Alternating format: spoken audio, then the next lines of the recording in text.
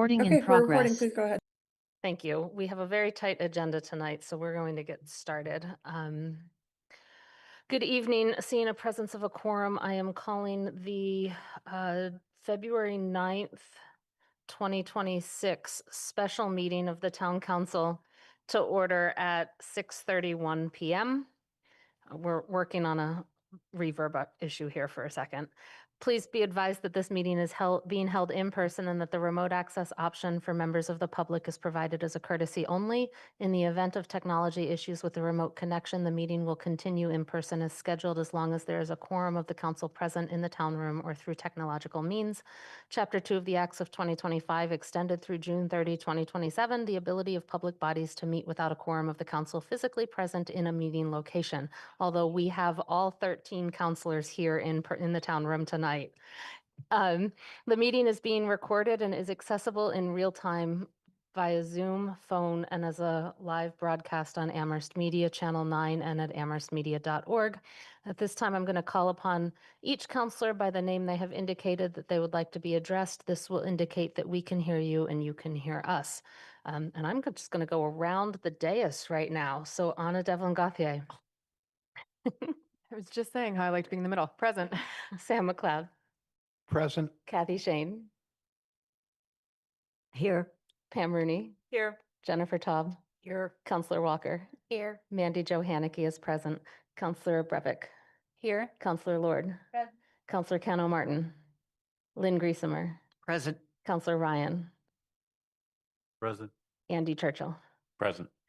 That is all the counselors present. We also have, and I'm going to check on our Charter Review Committee members, and we have two of our town attorneys here, Lauren Goldberg and Devin Braun, and they are in the town room with us. We have, I believe, 3 Charter Review Committee members that have not already been said present, which is Andy Churchill. So we're going to start with Meg Gage. And please use your mic when you do that so everyone can hear. Oops, present. Thank you. And we have Bernie Kubiak Present. and Dr. Marcus Smith Present. and Erica Mijlin. Present. Okay. That is all I see. Did I miss any Charter Review Committee members? I don't believe so. I'm expecting more, so as we get more, we will make sure they can hear and we can hear them. We are going to get right into this. This is our work session. The sole topic on the agenda is discussing the final report of the Charter Review Committee. I sent out a plan earlier. It is a very tight agenda for those in the public. Public comment will be taken at 8:30 or approximately around there. And it will be a 30-minute public comment period. And then we will move back on. Hopefully this will allow those members of the public to hear some of the discussion before public comment occurs. So with that, we're going to move right into the discussion on amendments. And we are taking these out of order because I did a questionnaire of the counselors, and this is given the responses to that, the order, I think, starts with the ones that might need the most discussion and move to the least. There are only 13 of the 22 items on the list tonight because there is not time to get to them all. If we are very succinct and get through pros, cons, Charter Review Committee questions, legal questions quicker than I have estimated for each of these, we will move forward through some of them and maybe have more time at the end for beyond the charter questions and questions regarding adoption and processes for all of that. So we're going to get started right away. Athena, could you put up the numbers 17 and 18 of the document? It should be the first page of the document I sent you today. And how we're going to run each of this is if there was an amendment that I was aware of from a counselor, we'll start with those just so people can see right away what counselors are thinking so that any pros and cons can be discussed as a whole. I received some from KP Law, mentioned some in their memo, so those are on there too. And I sent some in and Andy Churchill sent some in, and I think that's all. And then we're going to, I have notes on who wanted to hear about what. So we will move to some of those with a brief for those that didn't necessarily have a legal question, a brief if there are any legal questions at the beginning for our attorneys that are here. So the first two we're taking sort of together for 30 minutes is the budget items. The budget forums, the budget publication, they are 17 and 18 together. This is going to be hard to read, but they are in the final report. I am going to discuss my amendment for 17 first, which is simply adding of the fiscal year to each of the dates that were proposed and mentioning that certain other sections of the charter would need replaced if there are two public forums called, there would need to be numbers changed in other parts of the charter that discuss how many public forums there are for the president to call. So it's to clear up that our fiscal year starts July 1, and we've been holding a public forum in November. And so my attempt at this amendment is to say that November 1 would still comply with the charter if we did that, and then March 1 of the fiscal year. So that is my potential proposal for amending the language that the Charter Review Committee proposed. Are there any legal questions for our staff regarding either 17? We'll start with 17. For number 17, which was adding a second, briefly, it was adding a second public forum and changing the dates of when each of them had to have.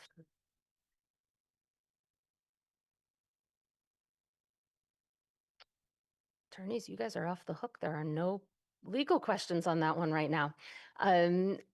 We had some counselors that wanted to discuss on this item the pros and cons of adding a second forum.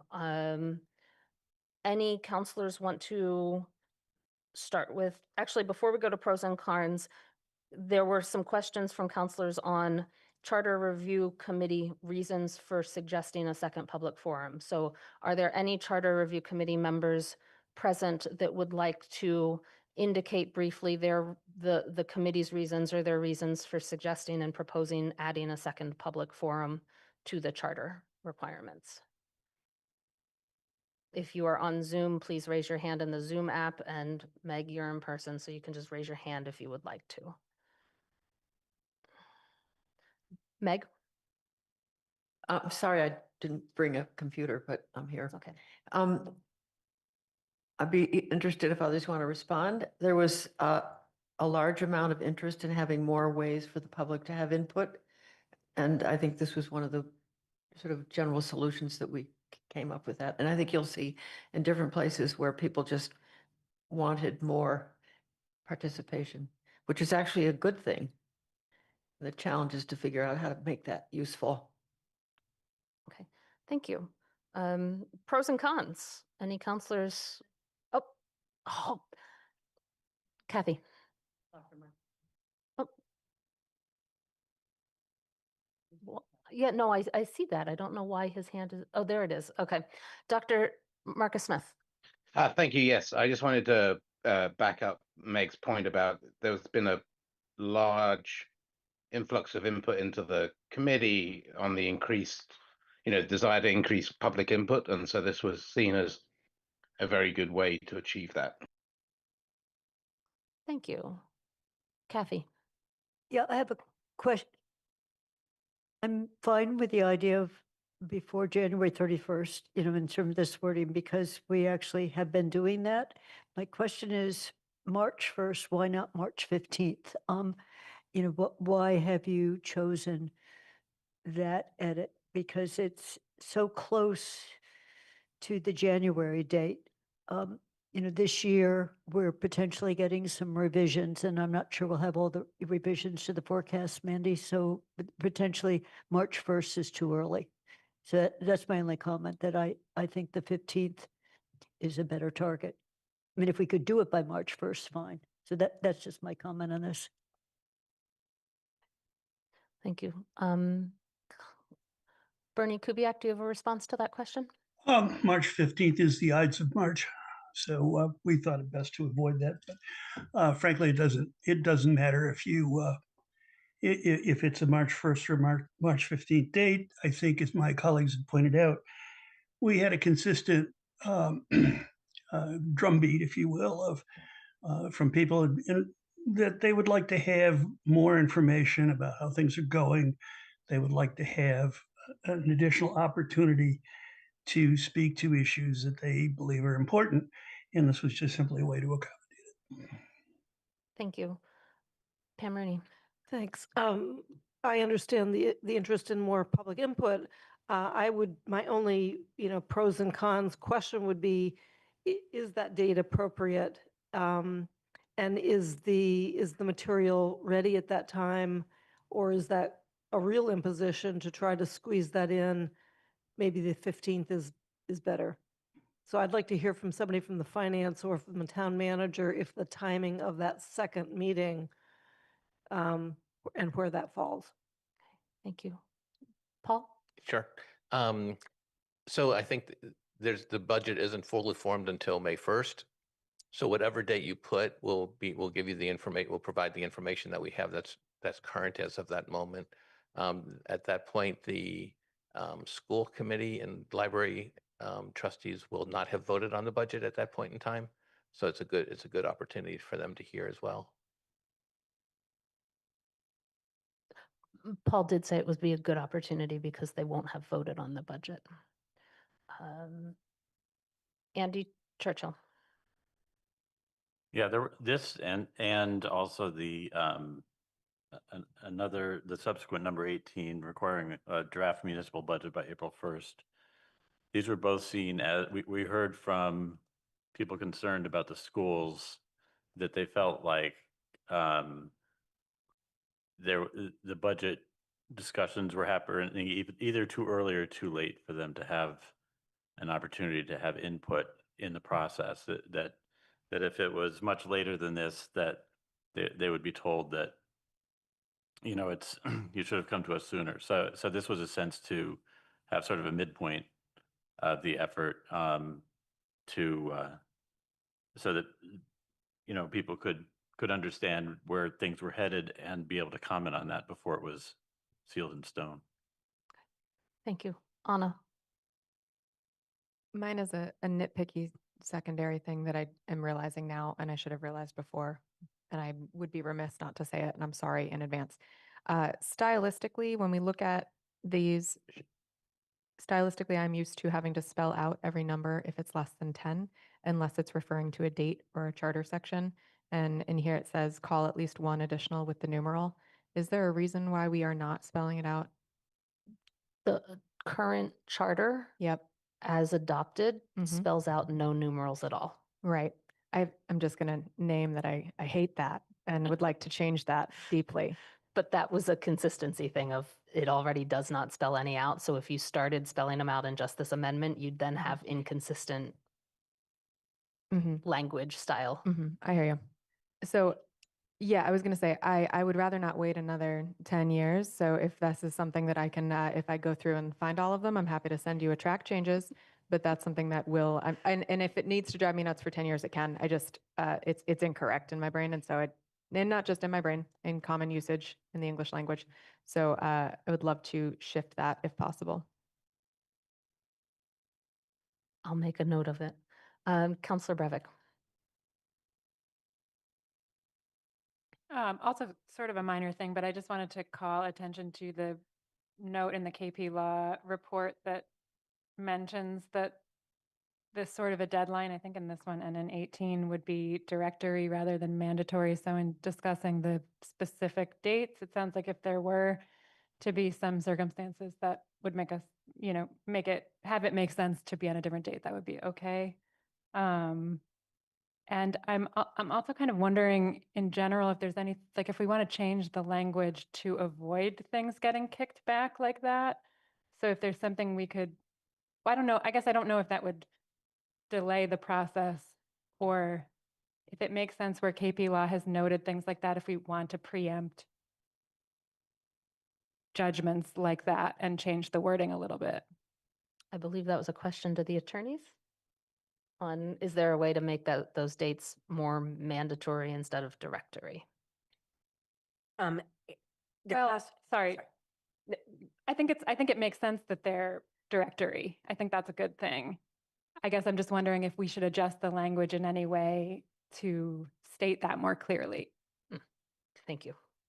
Madam Chair, there are some, and I think we did note that there are some charters that include dates like this, that don't include dates like this. Instead, they require the establishment of a budget schedule, and they have certain requirements in that budget schedule. So we want to see 2 public hearings. We want a draft budget by, no later than whatever the one date might be, but to allow a little bit more flexibility from year to year based upon, as the town manager just indicated, sometimes the information from the state isn't available on time.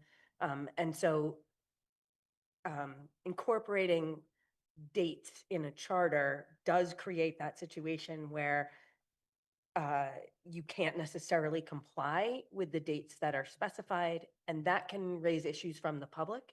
So whether to kind of look at this holistically and say, what are the items we would want in a budget schedule, and having a provision that said the town manager shall establish a budget schedule no later than X date with the following milestones, something like that. That would be a different way to approach it.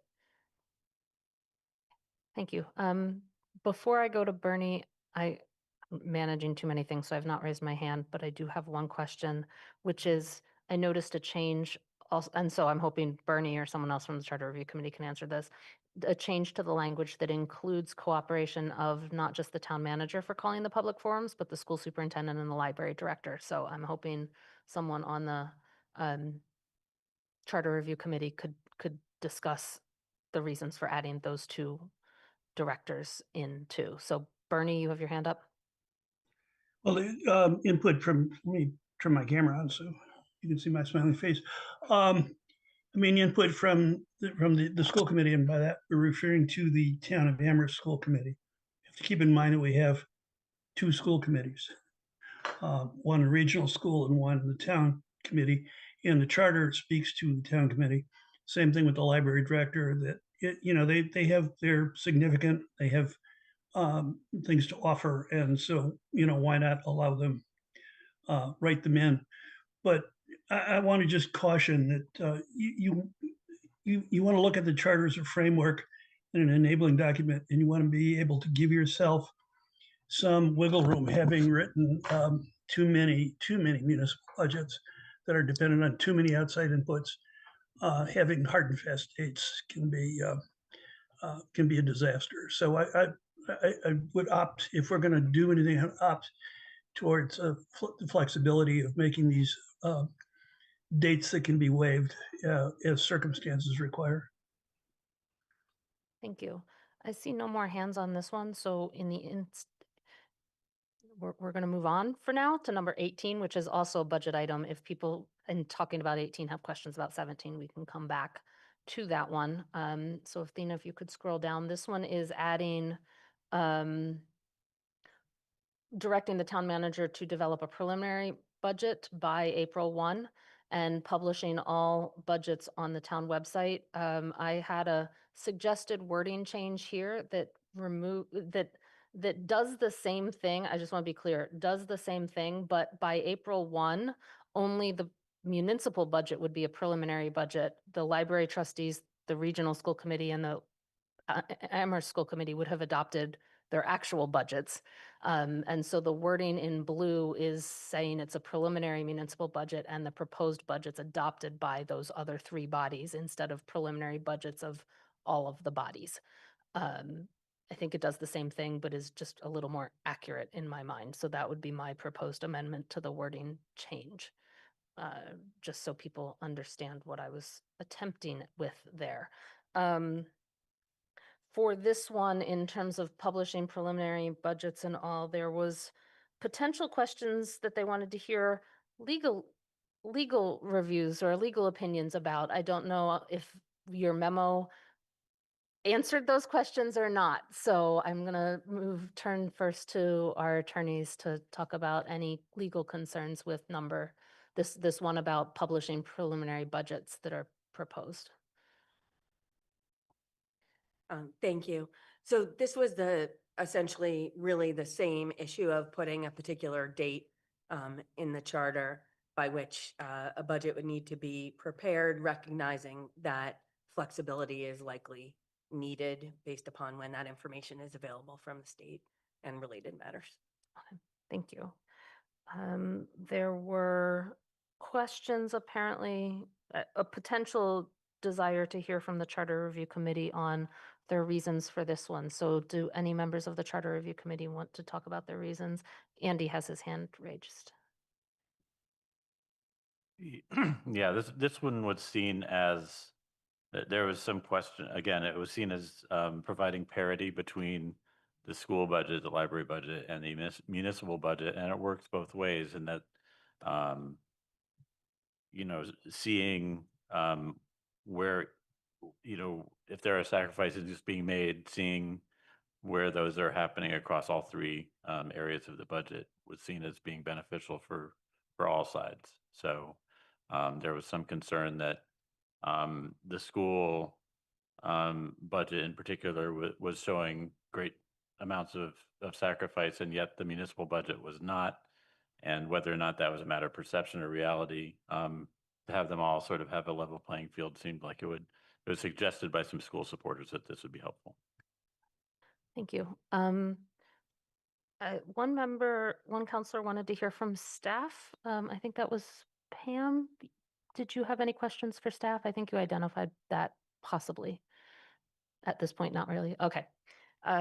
Pros and cons, any thoughts on this one? Initial thoughts on this proposed amendment of publishing a preliminary budget by April 1? Lynn?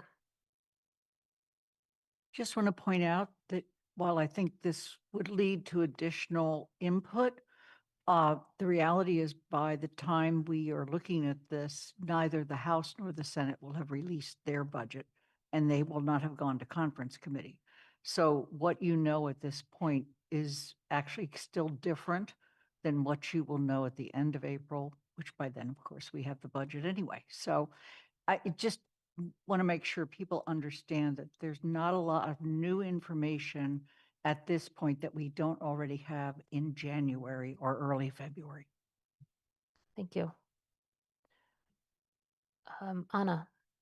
Kathy was before me. Oh, sorry, Kathy. I have to raise my hand this way because my computer Thank you is for letting me know. rebooting and restarting, and I'm not on yet. I really worry about this earlier date unless we say all we want is a bunch of tables. You know, we just want tables. But to the time that goes into producing the final, where it is incorporating some of what we know about the other, we don't have a big staff in the finance department. So simplifying the budget book completely would be part of that task. And I was trying to understand how it gets put together now and to give us some of the trends and charts we see. It's a series of PDFs that are all linked together.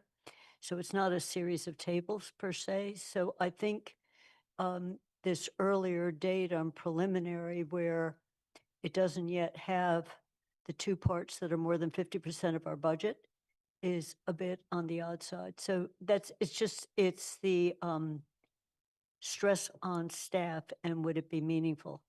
So to the extent the municipal budget is freestanding compared to everything else, but we may want it to be interactive. So I'm just worried about May 1st already seems to be a struggle and doing it in a preliminary way a month before seems to be doing it twice. So that's what I worry about. Okay, thank you. Anna? So I'm looking at this and I agree with Kathy. I don't think it's actually helpful for us to get a full budget book by April 1st. I don't think that that's the helpful piece of it that we need. However, we are also in our financial guidelines asking for the town manager to give us an update on the budget forecast and an estimate of additional operating support necessary for each major functional area, basically a level services budget. I see this as a helpful link, and I don't see it as that different from a level services budget, right? Given it will take into account what we do know and what we're predicting, but it will likely shift once we get the actual budget. However, it gives us a starting place, and I think what is most helpful for us in this are those tables, are those numbers, aren't necessarily the full narrative yet at that point. The budget book is beautiful and great, and I fully support the budget book itself when it comes out with the budget. I think that maybe it's about us clarifying what we mean by preliminary. But between the February 15th and now April 1st, it feels like it's kind of feeding in, which is where my concern for staff time does come. But I don't think that this is a bad method for us to continue that conversation a bit more thoroughly throughout the spring.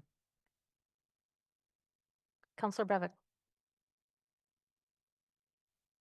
Yeah, forgive me. It just feels like this level of detail isn't maybe in the spirit of what the charter is intended to provide. And I think that this is a great conversation and super important. And I wonder if, as Lauren suggested, as we talked about with 17, I think also applies here, that if we set a date or a requirement for the town manager to present a timeline for the budget as well as for the public forums, we could have, and if we added a requirement that that is approved by the council, it would give the council an opportunity to discuss this annually, as opposed to setting something in stone right now that we now ideally won't have. I mean, we don't want to have to go back and change this for 10 years. So that's my 2 cents. I raised my hand, and Counselor Brevick, I was going to say the same thing, that I'm wondering if this should be more of a rules of procedure item and not a charter inclusion item. Food for thought. Lynn. Can we hear from the town managers to the reasonableness of this? Sure. Paul. Thank you. So the way the way the charter has established the budget process is that the 2 other entities that have a municipal budget, which are the elementary schools and the library, are provide those budgets to the town manager. The way our system is set up is the town manager is responsible for giving an overall budget to the town council that incorporates all the budgets, municipal, all 3. There's not a decision point for anybody other than the school committee and the library trustees, which they have to make their decision by April 1. So the town manager has a month to pull together an entire comprehensive budget for the entire town. So I think that the logic of the charter is that it's the town manager's responsibility to give you a balanced budget, not 3 competing budgets that you then, that's not what's in the charter. It's not what's allowed. I have to give you a balanced budget. So I think the reason that there are different deadlines for those budgets is to have the manager, these deadlines are in advance, or to provide the information to the manager so the manager can present you with a budget on May 1st.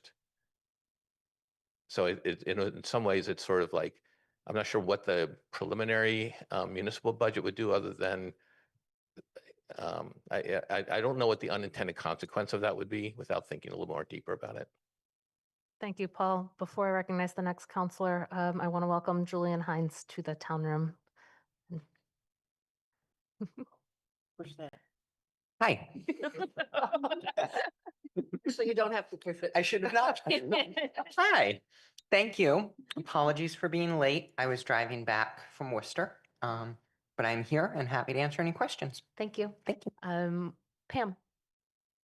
Thank you. I was actually going to say something similar. Is this the right place in the charter, or, and so then my point of order is, I'm not sure, we discuss everything tonight and then next meeting, we actually vote on each of these items? I mean, do we come to that meeting, do we come with every single proposal and amendment that we want to bring to the table then? Is that? I'll tell me. try to answer that.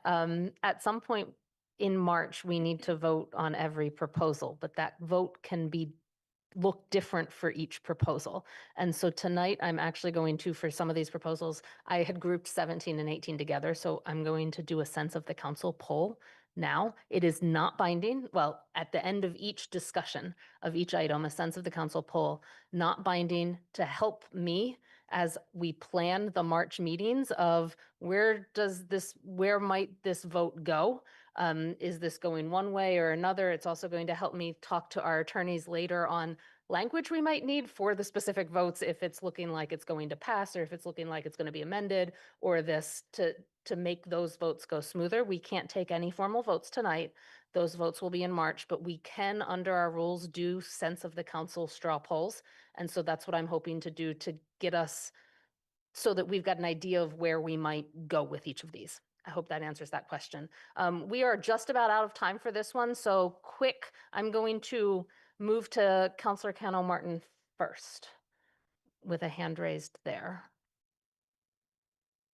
Yeah, I mean, I feel like, Paul, when you just spoke, that kind of like made something click in my mind of like in May, you're trying to present a balanced budget, right? And so the library has its budget, the school committee has its budget. And so in that sense, it actually does feel very useful to see a preliminary town budget to like get the full picture, because I feel like, that's something that I've definitely been interested in and looking for, so that the council itself can have a sense of like, sort of like what everything looks like at a level services before we then make decisions, about prioritize this or prioritize that, or where should we be cutting from. So I don't know if we need to have an exact date attached to that, but I feel like it's really important. Thank you. Two quick comments from Bernie first, and then Andy Churchill. Bernie. Yeah, as Bob Ritchie had pointed out on a number of occasions, the charter is not the only document that governs how the town is operated. And I think it's important, and some of the councils have raised this, I think it's important that as the council falls through and discusses each of these items, whether as a whole or in committee, that you look and ask the question, is there another way we can do this? Do we really need to put this into the charter and make it that formal? The committee was operating on the basis of these are changes we think we can make to the charter, but that doesn't mean, and it doesn't preclude changes happening in other places, whether that's the council's rules of procedure, whether that's a policy document. So just to keep in mind that simplicity and flexibility are valuable in trying to manage this. I'd also argue, as I have in the past, that the town hall is understaffed. We're under-resourced, and each one of these changes in the charter does put more pressure in some way, manner, or form on the staff. So that has to be balanced out as well in an overall discussion. And I thank the councilors for their sensitivity towards workloads. Thank you, Andy. Just an answer to what does this accomplish that Paul was asking. I think it was a recognition that there's been concern about, and lack of understanding from people concerned about the schools and people concerned about municipal services, about how exactly are decisions being made about what's being cut where. And so from the school side, there was a sense that the town manager has a responsibility for the overall budget, but they didn't see what was happening in the municipal budget, and that's a specific role. From supporters or people concerned about municipal services, they were concerned that municipal departments were taking the hit without people seeing that, because the school budget would come in and the library budget, and then the manager would cut things in the municipal side that weren't being necessarily noticed. So from both sides, it seemed like there was some interest in being able to see everything, how the pain is being shared, I guess, and understanding that in the schools, the library, and the municipal side. And the manager has a tough job to come up with the comprehensive budget, which includes all of those, but it's also the only one really looking out for the municipal side. So that creates suspicion on one side and danger of overcutting on the other side. So this was a chance to, or an attempt to have a level playing field. Thank you. We're going to take a sense of the council poll on starting with number 17, which was the 2 public forums. And again, this is just sense of the council. It is not binding on anyone who raises their hand for any of these options. It's more of an attempt for me to figure out running of the next meetings and schedulings of the next meetings. And there's going to be, for each one, there might be 2 or 3 or 4 options. There's a support in the charter option, an oppose in the charter option, but support somewhere else. Maybe it's a rule of procedure, maybe it's something else, but not necessarily in the charter. There's a oppose at all option. If there's others and you want another one, please let me know as I take these. Those are the 3 I will tend to do. The amendments that are on the board that I proposed don't change the meaning of any of it, so I'm not going to seek a support the amendment or not at this point, versus if we see amendments later on that would really affect various things, and then I might do that. So for number 17, which is the number of budget forums, if you at this point are inclined to support putting that in the charter, please raise your hand. No, just we're all in person, so we're going to raise our hand in person, and I'm going to read out names so Athena can keep track. Point of order. Yes, Andy? I'm sorry. Is referring to the finance committee an option? That would, I believe, be an option under our charter. We have to act, so refer for further study would be an option. So if that's an option people want or another option, I will add that one on. So at this point, inclined to move to support it in the charter. We've got Churchill, Cano, Martin, Lord, and Breivik, and Walker.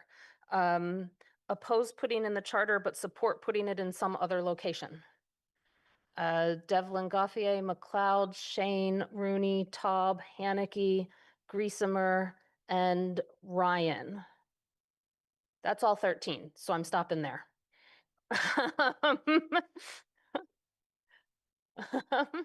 Unless someone wants to put something else in. So that was, okay. For number 18, which is the publishing them by April, publishing everything on April 1 and having a preliminary budget by April 1 from the municipality. Support in the charter at the Cano, Martin, Lord, Breivik, and Walker. Support not in the charter, but, oh, sorry, Churchill. Sorry about that, Andy. I missed you. Oppose in the charter, support somewhere else. We've got Griesemer, Haneke, Rooney, McLeod, and Devlin Gauthier, and Ryan. I guess the other one is oppose. Shane and unsure is fine too. Okay, Shane's opposed, abstain, unsure, and Taub is also an unsure. Again, this is just a sense right now with Bear and conversation just to help me figure out what we might do later. Anna. I got my numbers mixed up. My first one, 17, I should have said in the charter. Second one was the one I wanted to be in the financial guidelines. Sorry Okay. about that. Okay. Again, a point of order. If in the charter for number 17, if we state that we want an earlier public forum, I could see that going into the charter. I like the idea of having a rule change or a policy change, which gives us the flexibility that people have been talking about.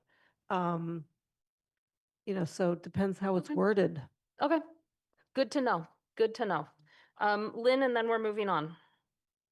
Yeah, I really hope this gets to Finance Committee so that they can have a conversation about what a preliminary budget looks like. Thank you. Thank you.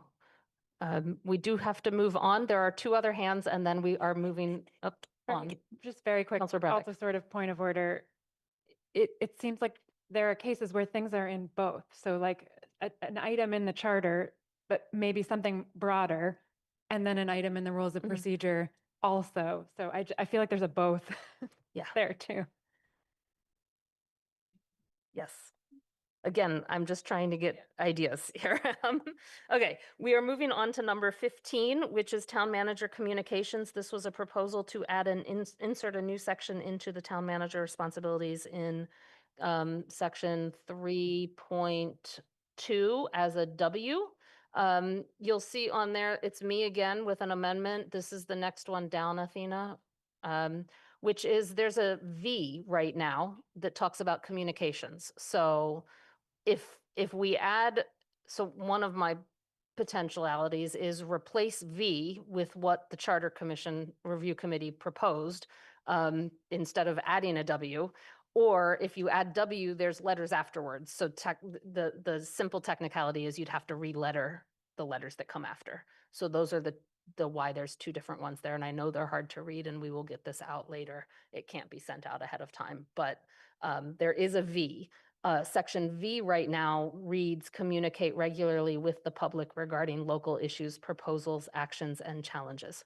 So that's something similar to what the Charter Review Committee proposed. There were no questions regarding legality on this one at this time, but there were some potential questions about pros and cons and Charter Review Committee reasons. So any questions for the Charter Review Committee about this one, or for town staff, or pros and cons of this one?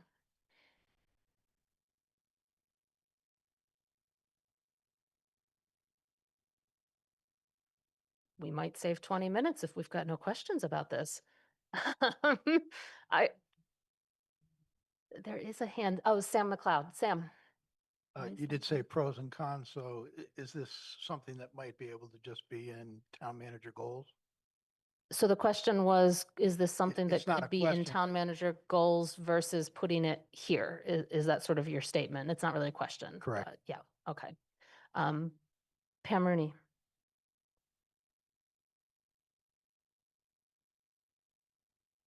Andy Churchill. Just pointing out that in the Collins Center's November 13th memorandum, which is at the back of the charter report, they mentioned that recent draft charters have included provisions giving the city or town manager responsibility for developing communication plans to promote transparency, accessibility to government, solicitation of public input.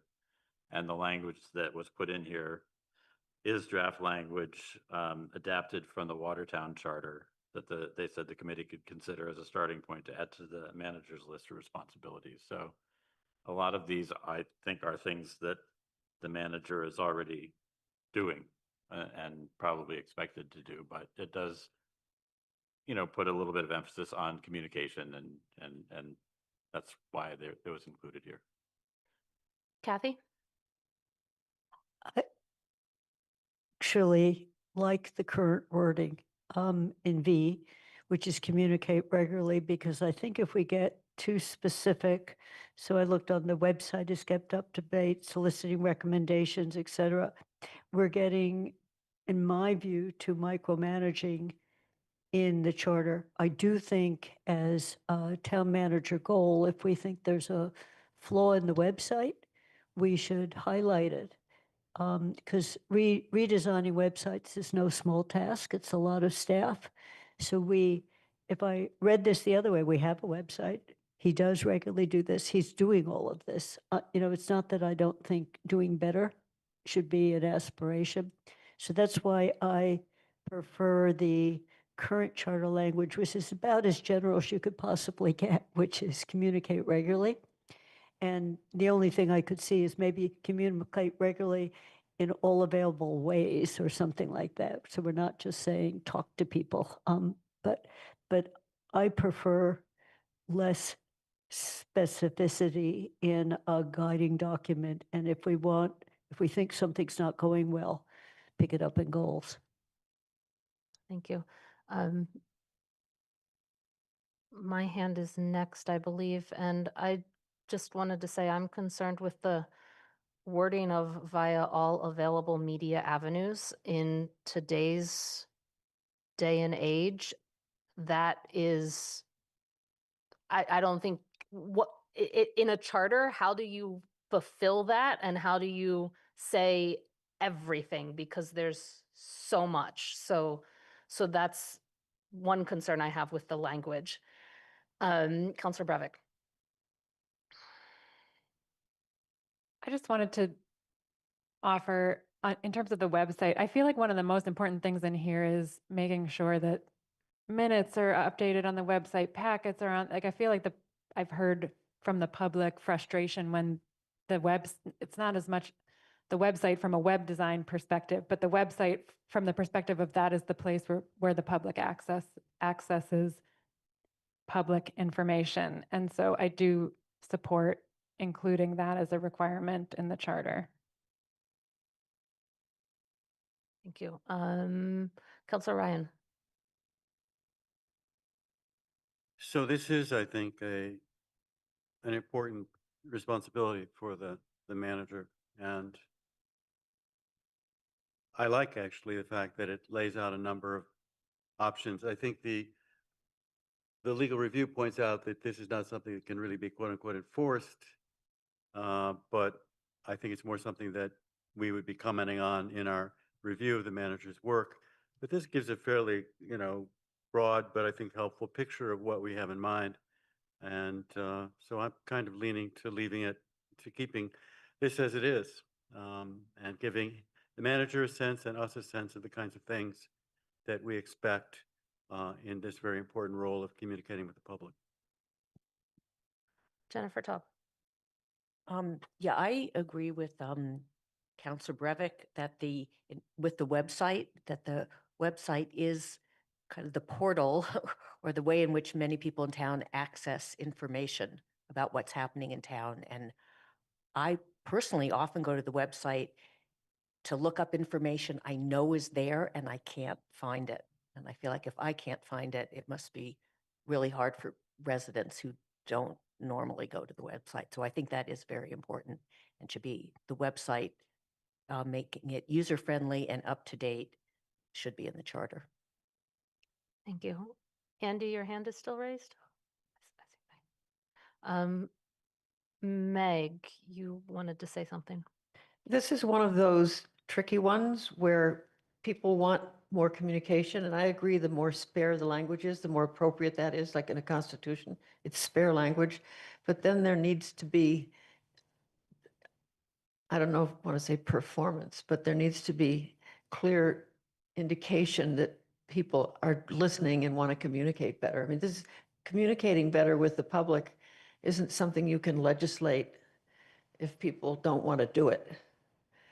And so the trick is to demonstrate that you want to, that you're open to ideas, and it takes creativity, not something you do once every 10 years, change a few words in a constitution. Thank you. Lynn. I want to echo the concern about all media outlets. There's some, frankly, I hope we're never on. And in addition to that, I think we need to think about language that withstands the ages, not language that meets today's needs. Thank you. Kathy? Just want to come back to what Councilor Brevik and then Jennifer echoed. The keeping the website up to date, I definitely would put in somewhere. It's not just that it's up to date, it's hard to navigate. There are things that I know you said, are there. I know there are things that I know should be there. And I bring it to people's attention that, hey, we just had the past X reports and they're not up, so if someone wants to find them, they have to know what committee last saw them. So that's an updating regularly. I've gotten asked on several finance things that the only place I can find them is in our committee packet, and it's because they're not there. So it's not just hard to find sometimes, it's absent. Thank you. Erica Mijlin of the Charter Review Committee. Hi, thank you. Can you all hear me? Yes. Thank you. The language, the specific language that's written in the suggested revision here, I think this is one of those cases where what's written here is less important than including a revision. that captures the sense of the priority. So somewhere between the generality of what's currently there, which is communicating regularly, which is really quite broad, and I appreciate the spareness, but it's really quite broad and unspecific. And here we may have gone overly specific, communicating by all avenues, et cetera. So, but I think I would just say briefly that some of this shows up quite strongly in the beyond the charter section, which I know is not what we're discussing right now, but it overlaps so much because it's such a strong priority in what we heard. And in whatever way that this can be written with some specificity, just elevates its priority as a regular function, which can't be decided by like one debate over one question in one evening, but it elevates it as a priority for perhaps developing a communications strategy or a cadence or a sort of pattern, venues, et cetera. Like all of that could be fleshed out, but including it in a line, whether it's W or whatever, in the list of responsibilities gives it a higher sense of priority than I think it currently has. Thank you. Counselor Kendall Martin. Yeah, I was just gonna suggest a couple things. Can you hear me? No, we can't. So I don't know whether you're pushing the button. Maybe you need to be right on the mic. Okay, how's that? There you go. Okay, so one of my suggestions would be saying instead of all available media avenues, maybe say diverse media avenues, just because that can allow for like non-traditional ones as well. And I think like, for example, some communities are, use WhatsApp a lot, which is non-traditional, but something I'm interested in exploring at least to talk to constituents. And then the other thing is I'm looking at this this proposed what would you call it, amendment, whatever. And I think one thing that looks like it's really missing to me is the inclusion of multilingual communities. And wouldn't want to put anything in the charter that says we're mandating, a certain amount of translation and interpretation that we're not quite ready for. But I would like to see with consideration to our multilingual communities of the town, because that's something that's going to be important now and 10 years from now, as our population grows and changes. And I think we should be looking to increase the amount of languages that we communicate in with our residents. Thank you. Anna. I'm going back and forth on what is appropriate in the charter for describing the town manager's role, which is what this is, and what is more appropriate for the town manager goals. And so I think, Amber, your example for me is a key element that feels appropriate for the goals because it's a new initiative. And I struggle because then we're still 10 years out from editing it again, right? And so I'm wavering on this, but I do think that as we look at this, the more general the language, the better. And at first I was like, this shouldn't be in the charter, this should be in the job description, but I am thinking about our new town manager evaluation process where we pull from the charter as well, which I helped to create, so that's on me. But I think that the more broad we can be in the charter, it needs to be corroborated with specific goals. For example, if we are expecting a specific entry point into multilingual copies of meeting postings and agendas and such, that should be in the goals because we expect it to be done within that year and then continued. I think that the charter language should stay much more broad, and I appreciate that other communities like Watertown included this language or language similar, but I think it is still very specific, and it definitely reads as part of the town manager's job description, but I do think the more broad we can be, the better, so that we're not accidentally walking into charter violations left and right because we didn't do something small. That's not to say it doesn't matter, but that's where I'm wrestling with this a little bit, is I would like this to be broader, and for the goals to be very specific. I don't want it to get lost. Julian, and then the town manager. Thank you. This is bad for me. No, I got it. Thanks. I just wanted to say here that with the point that Councillor Griesmer and Councillor Haneke mentioned, with all available media avenues, I think what we sort of meant by that was to have a social media presence for the town, and it's a very bad way of saying that, because when taken to its actual meaning here, it could mean we don't need to announce to the New York Times that we have a parking ban. So I think that was sort of the goal of what we're doing here, was to try to say the town should have some sort of social media presence. Again, generally speaking, with this communication, whether it be town manager goals, another document, or in the charter, I think the goal here was just to have it written down that we expect this type of communication to the residents. Thank you. Paul? Thank you. So one of the things I'm struggling with many of these things is the level of specificity is really detailed.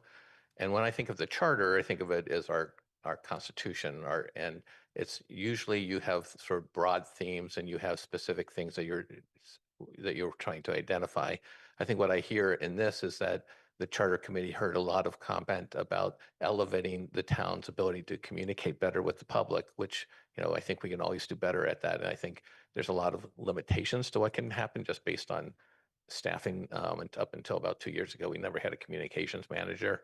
So I think, but I think what I'm hearing is that should be a higher level of value. And that's why, but I worry about the level of specificity that I think when you read the charter as a whole, this will stand out as being odd because it's really performative in many ways. If I do it, go to the social media, like, is that in 10 years, social media may not exist. 10 years ago, it didn't exist as much as it does now, and it takes different forms. So I think that's the concern I have, is that the level of specificity on these things, I think, and maybe the town attorney can weigh in terms of what is the goal of a charter versus the goal of a job description or performance or goals for the town manager. Thank you. Counselor Breivik, and then we'll come to the town attorney. Oh, Counselor Breivik, cedes to you for now. Okay, certainly. Thank you. Listening to this conversation, this is exactly kind of the way that you think about a charter. How specific should it be? Does it make sense for it to kind of drill down to specific actions, or should it be from a higher level, more general, to identify priorities and matters that deserve attention? And I think, our comment on this, which is that it would be difficult to enforce, in quotes, was really getting at this issue, which is that it's very hard to measure what's being requested, in that it's using words that aren't defined, and it's creating an obligation on the town manager, for the town manager, to achieve this kind of unknowable thing.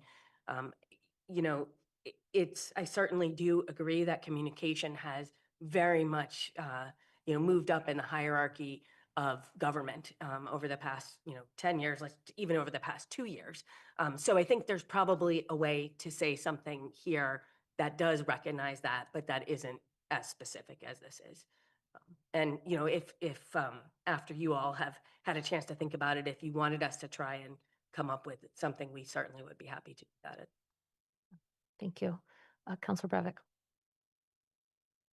Yeah, I wonder if one possible route is separating what we're mandated to communicate. So like there are certain things, like I said earlier, that we need to have out to the public, and maybe really focusing in the charter on assigning responsibility for, that somebody is responsible for making sure that we are meeting the requirements of the state in terms of the public information that we're sharing.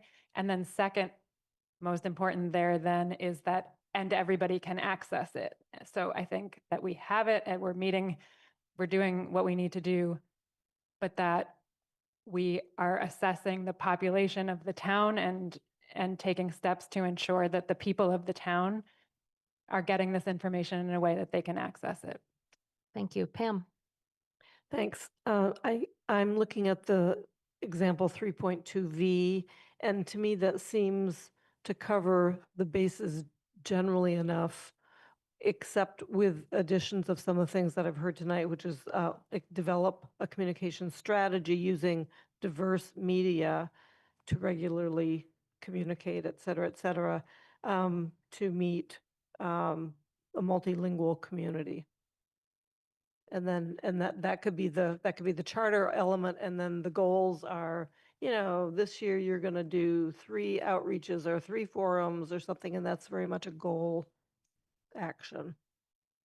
Thank you. We're going to take a sense of the council poll on this one before we move on. And given what I've heard, I'm going to start with, of the 3 options, these are different options than the last time, given what I've heard. Support something in the charter, but maybe that might amend the charter, but not necessarily this language. So something other than this specific language, support this specific language, or oppose changing the charter at all, sort of thing. So I'm starting with support a potential amendment to the charter, but with language, given the discussion we've had, that isn't necessarily this specific language. Kathy?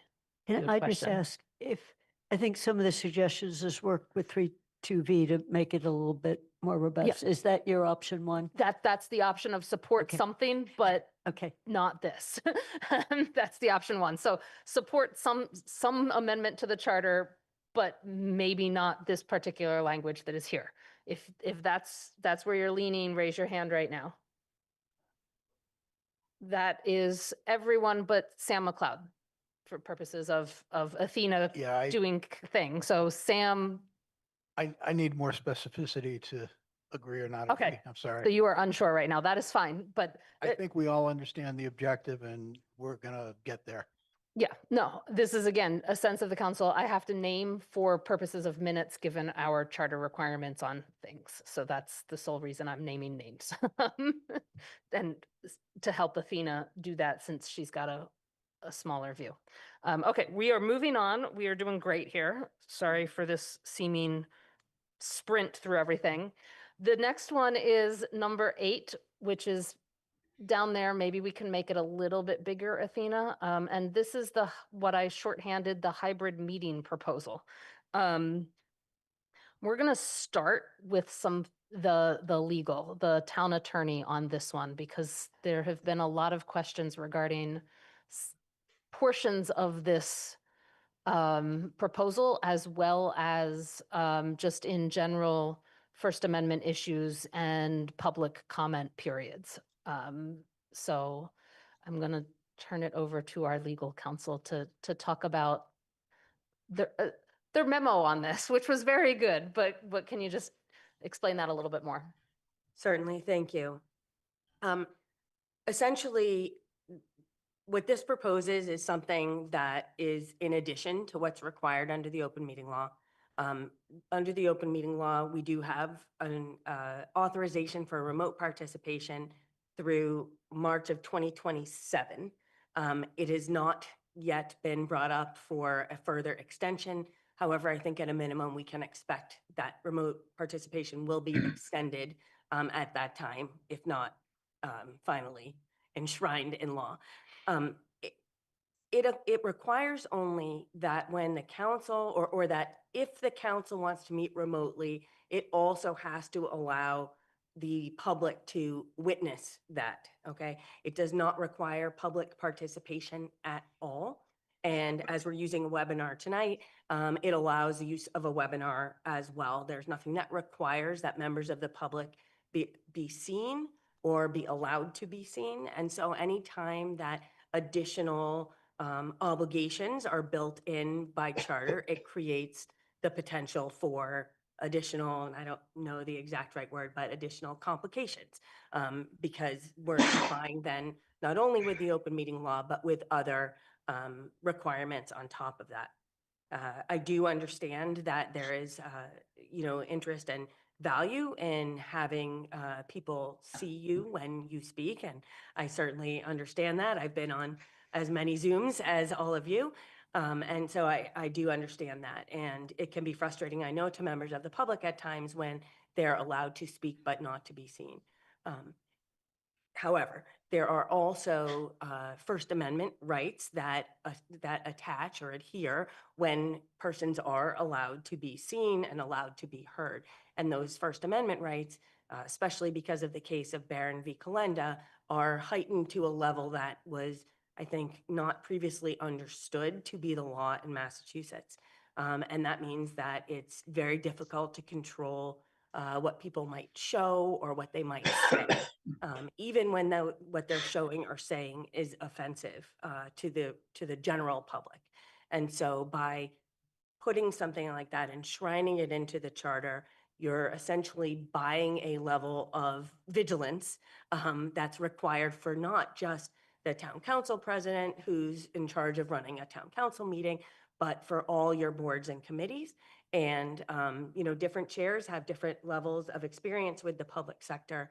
And so therefore, it's not our job to make a policy decision for you. You guys get to decide what level of risk and what level of benefit you see from including something that would make that a requirement in Amherst. But it is our job to look at it from a risk level perspective. And so we do see that there's some risk for that because these are hard issues to navigate, especially in the hurly burly of a meeting. So that's essentially our comments. And we have seen municipalities throughout the state choose different levels of public engagement. And there's no one right or wrong way to handle it. So whatever way you handle it, obviously it will be, up to you. But if you do enshrine something like this into the charter, there will be, in my view, an education piece that will be needed for all chairs so that they don't inadvertently compromise someone's civil rights. Thank you. Dr. Marcus Smith, do you have a comment on the Charter Review Committee's deliberations on this? I do, thank you. Yes. Kind of getting to Council's point, this was added really to address a lot of input we had, or I should say, a lot of requests we had from the public that they know exactly who is in a meeting. We realized that was really an impossible task, given what the council's just been mentioning, but we tried to tread a thin line there. Now, this may have gone too far, and I can totally understand that. But the big thing to this was really just to say, hey, there are at least this many people in this meeting at this given point in time. Whether we wish to include the visible nature to the additional parts of this inclusion, that's up to you guys. But we were trying to walk that fine line between too much and not enough. So Thank you. From the counselors, any comments, pros and cons? I've got Lynn. This is something that I and the chairs have struggled with for 7 years, and now we're struggling with it again. If you look on the screen right now and you go to the picture of the town room, you have no idea who's in the audience in the town room. Why is it you need to know who's on this Zoom? In addition to that, you have no idea who's watching on TV, and they're as equal a participant and can call in by phone. So in many ways, what I think of when I think of this issue is we've come to use Zoom, and now all of a sudden, because we've been in meetings or maybe even social gatherings using Zoom, we think that all Zoom meetings should be held in the same way. Right now, what we've been doing has provided some level of protection and at the same time, serious and complete access. And I hope we continue to have hybrid meetings. Thank you. Thank you. Councilor Ryan. So again, this seems to fall into the category of really very specific. And one wonders why this should be in the charter. It should perhaps be a policy document or some other avenue, but it seems way too specific for the charter.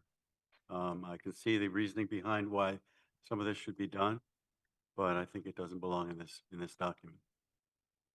Thank you. Pam Rooney. I appreciate the intent here. It does not feel like codifying it in the charter is appropriate, but it certainly is something I would support in some shape or form in our rules or policies. I have lots of ideas of how some of this might be done. You could take snapshots of the attendees list. You could post that as part of a meeting. It could be on during the break.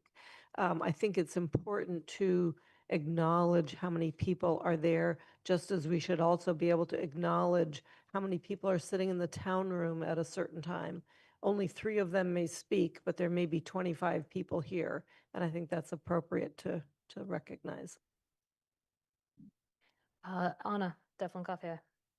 So the part I struggle with is I struggle with a lot of this part, just to be honest. I worry about the implications of allowing visuals, having been in several meetings that were Zoom bombed with visuals, and the damage that the harm that does to the people who are being attacked, and the limitations on the ability to remove those images during public comment, because it's public comment, and the definition of hate speech is so incredibly narrow that there are a lot of things that someone can put up on their screen that are deeply harmful and deeply offensive and not considered hate speech, and we would be violating their rights by removing it. And often those people do it intentionally to try to antagonize so that you do remove it, and then they can sue you, right? Like this is unfortunately a tactic and a strategy, and we've seen it in our community with First Amendment audits. We know that this happens. So I cannot support having the camera option, and which would mean shifting or having that camera option available, just because of the nature of public comment and how it needs to be open to the public. I worry about the implications of that. We also have seen communities who have allowed video. Northampton had this happen recently. They allow video. It is then captured. They lost their record of their meetings and had to pull from their backup, because when they posted it on YouTube, YouTube was like, oh, this violates our terms and conditions. Yoink, there's your whole meeting catalog. And they had to fight with Google to get it back. So I think that the opening up the video piece for public comment speakers is opening up a door that I'm saying opening a door a lot, but I think it's allowing a risk of harm to our community members and those who are often targeted, especially in those types of attacks, that I don't want to create that opportunity for. My concern with the announcing how many people are attending isn't actually with the fact of doing it. That doesn't bother me. I don't think that that's a problem. My issue is that it's how many people are choosing to attend in that particular mode. And it's not actually, and I think this is what Lynn was trying to say, is it's not actually a snapshot of how many people are tuned into the meeting, because people can watch on Amherst Media or YouTube, and we don't have an attendee list. We only have a speakers list. So we don't, I mean, I guess maybe I'm the only one that's not counting how many people are in the audience, but we don't announce that either. We don't count and announce. So I think that what I'm trying to figure out here as I was wrestling with this is, what is the purpose? For what reason are we announcing the number of people? Is it to demonstrate care for an issue? And in that case, I would argue that the people who have the free time, who have the knowledge, who have the ability to show up to watch a long council meeting aren't probably the only people that care about that issue. So I want to be careful with how we quantify participation, because attending a meeting on Zoom or in person isn't the only way to participate. It is a one way, and it's absolutely an important way, but I worry with how we're passing our value and how we're placing our value on these different items. So I don't support this amendment. Thank you. Sam? Yes, our legal staff,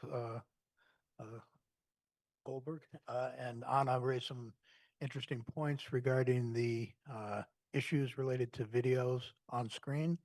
I hadn't thought of that, but it is something we should consider, the risks affiliated with that.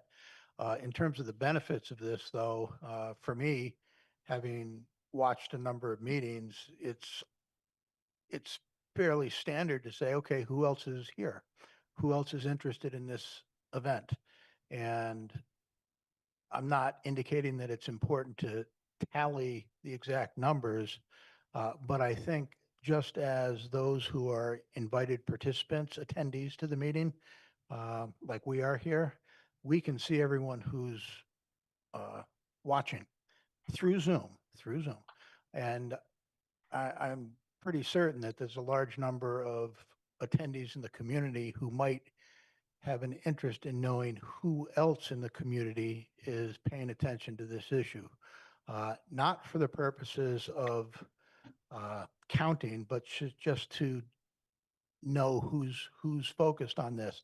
I don't necessarily think it should be something that's in the charter, but I think that the issue is one of value to community members, the capacity to identify who else is, and if it's a way of just enabling the public to see the same list of participants that the council attendees can see. I don't know how it would be achieved, but I do see value in it for the community.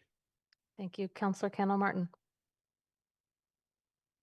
Yeah, I'm in support of this amendment. I think it is important to be able to know how many people are in the Zoom room, and I think we could also mention how many people are here in the town room.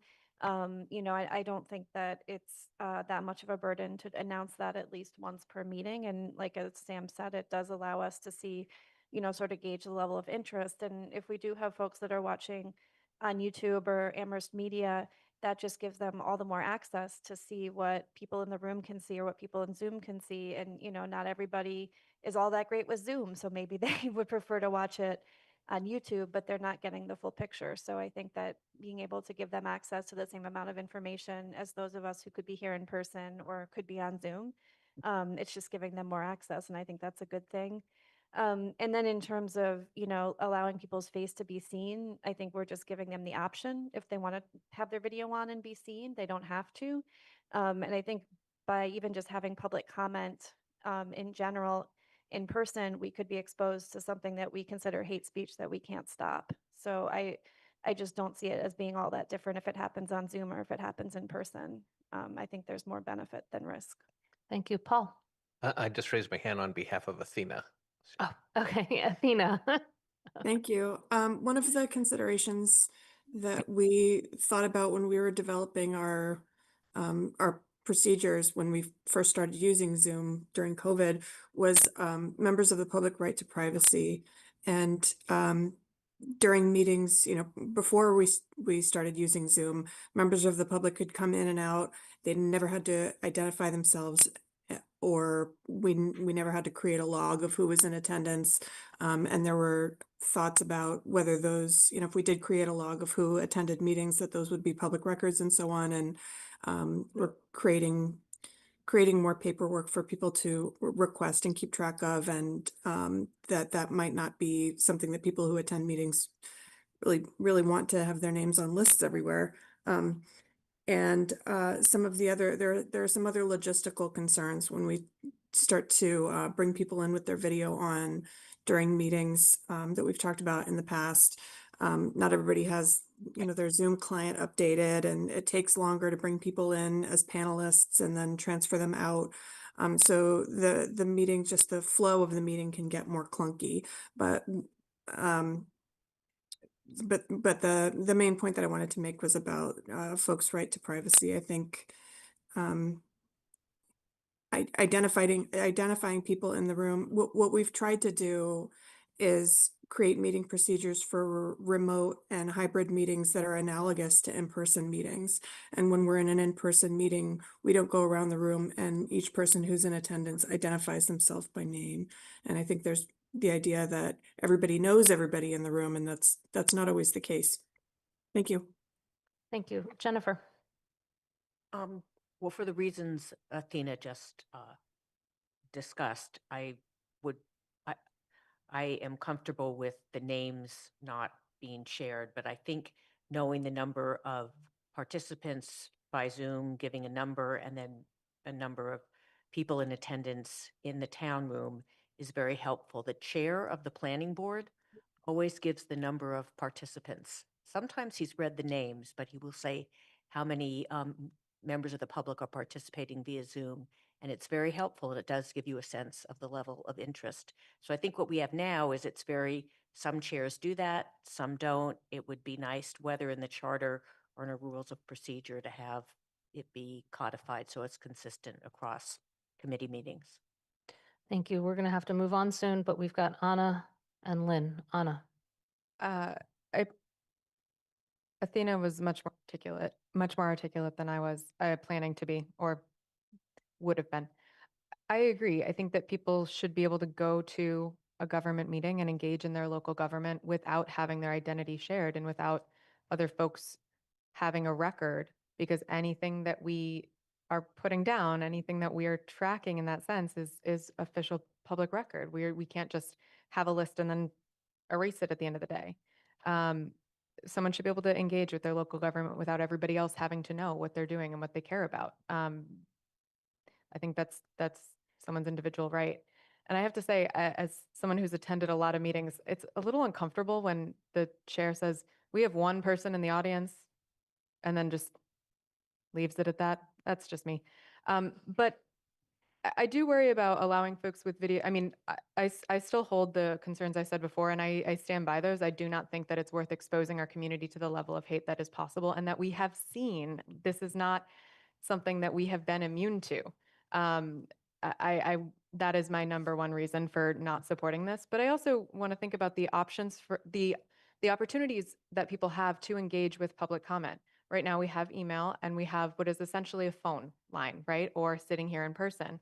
Not all of our counselors are always here in person. So I don't know that sitting here in person necessarily privileges you above calling in, but those, you get a different level of personality than you do in an email. Again, we don't privilege one over the other, but when we start to bring in visuals, I think it adds another element, right? We're adding another way to engage that folks might be uncomfortable with, and that is a lot more personal than people might realize. Yes, they have the option, but people might not feel like they actually have the option. If they start seeing everybody else doing video, they might feel like they have to too.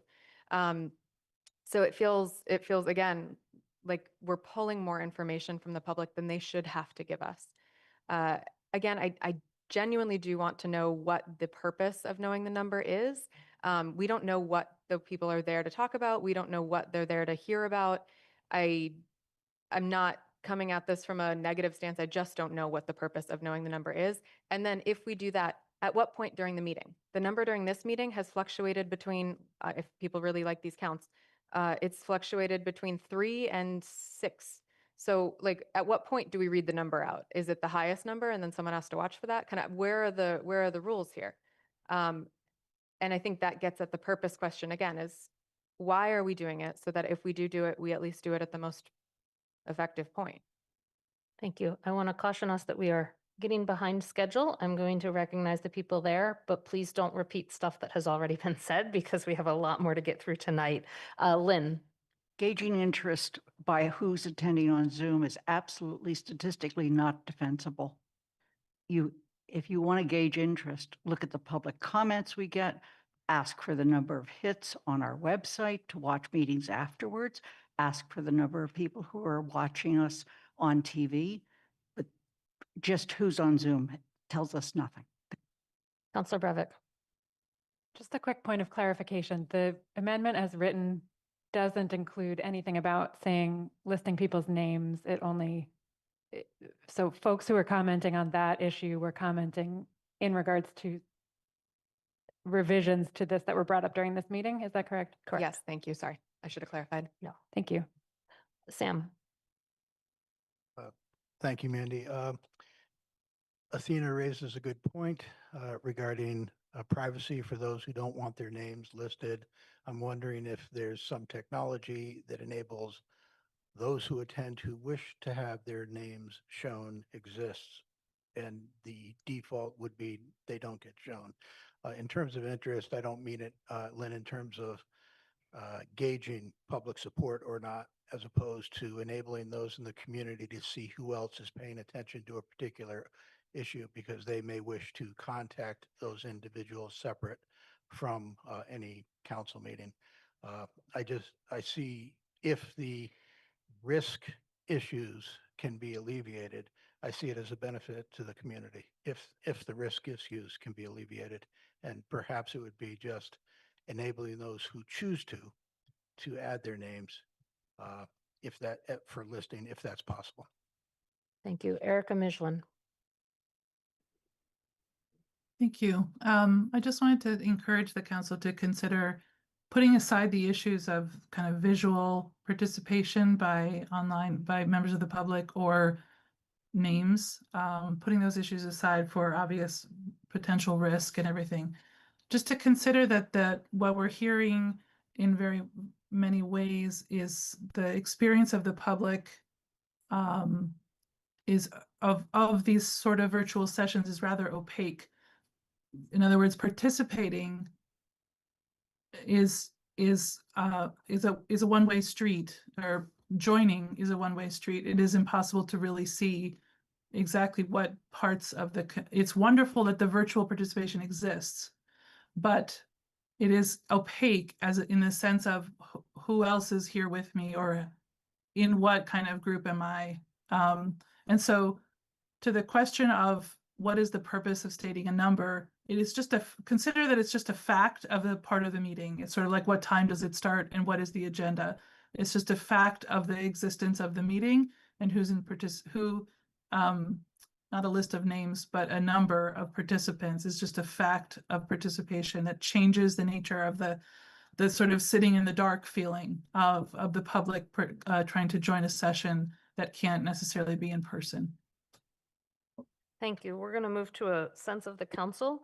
I've heard a couple of things, so there's going to be for this one about 4 options as well as the not sure option.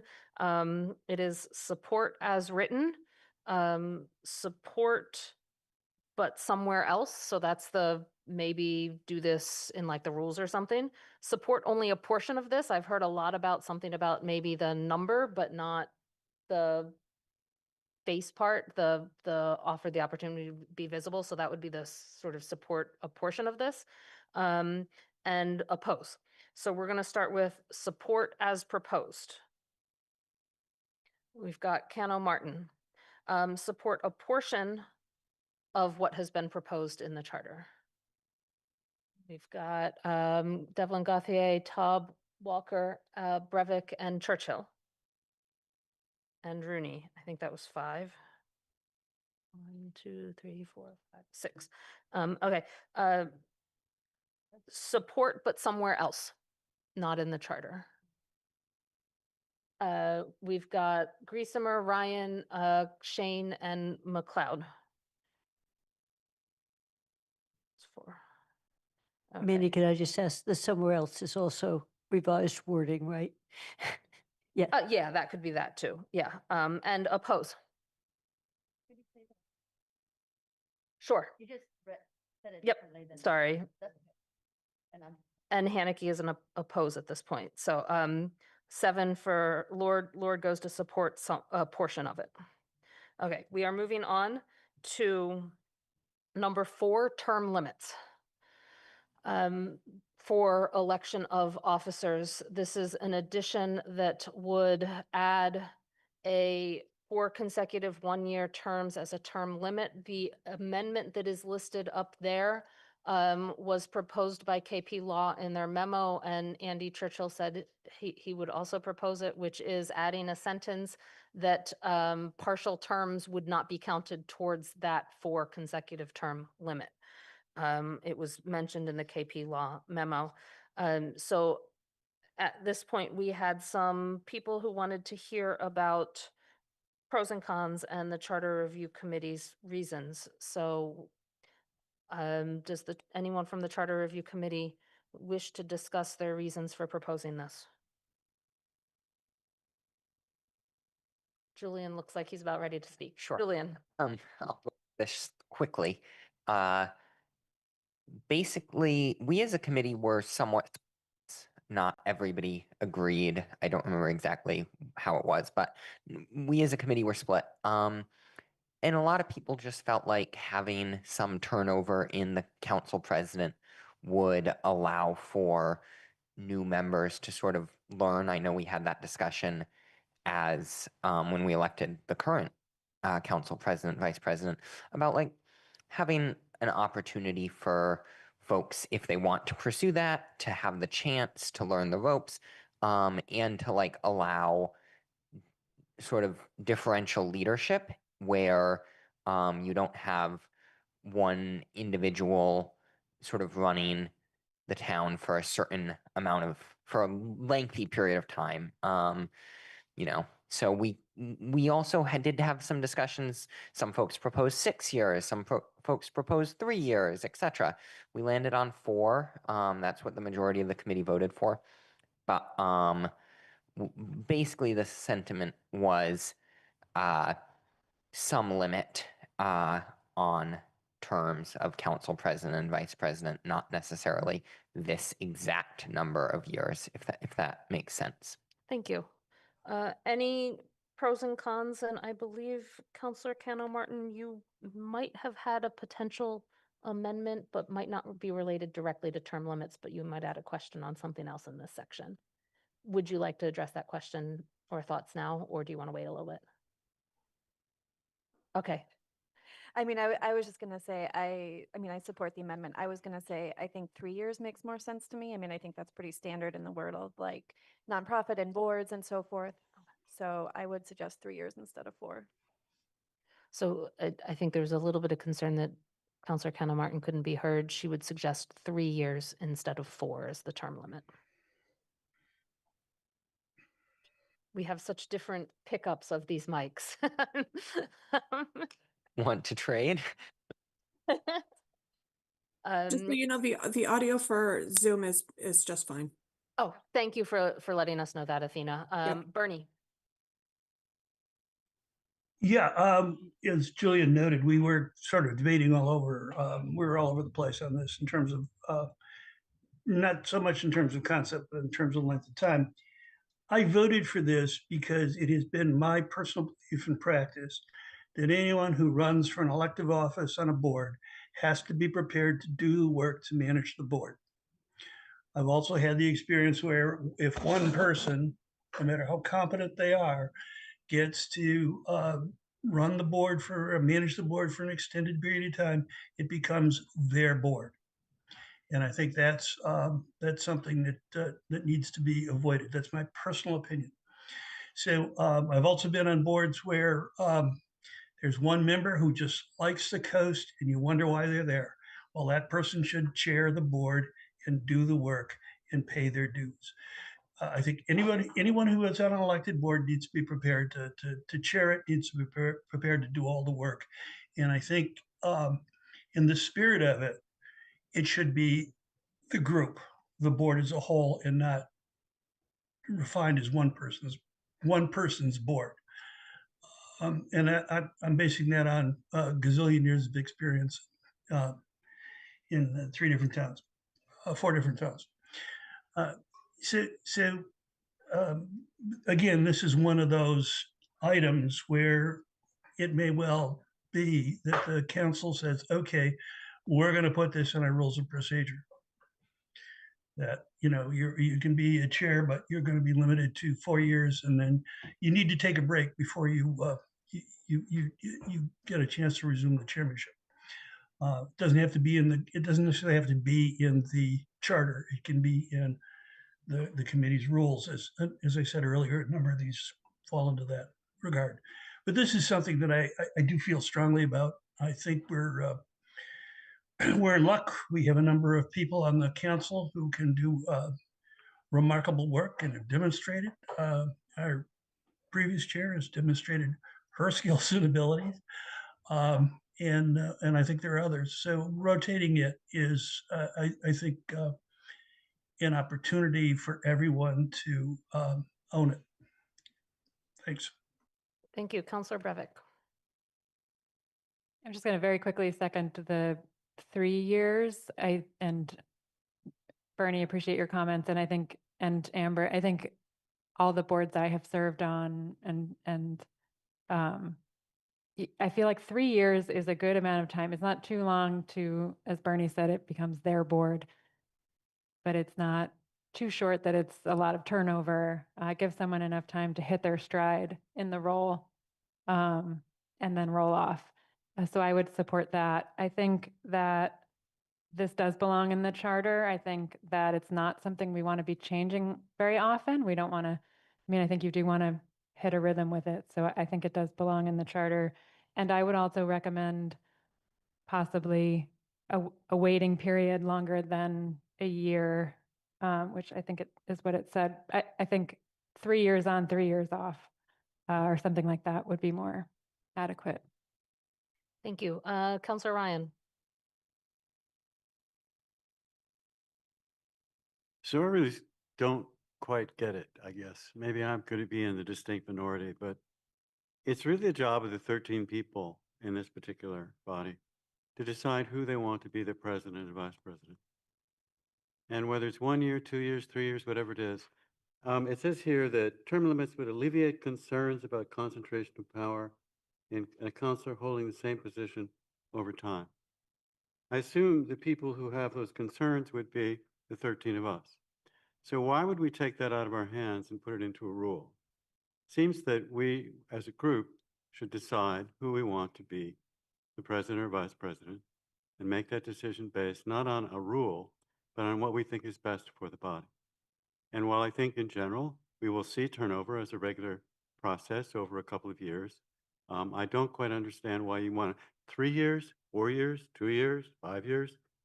Why not trust the judgment of the body? I think of this also on a state level, national level. Just people don't want to trust the voters. So I really don't support this. But I maybe need someone to help me understand why this body cannot, if it has a concern about quote unquote concentration of power, would not exercise its authority to elect whomever they wish.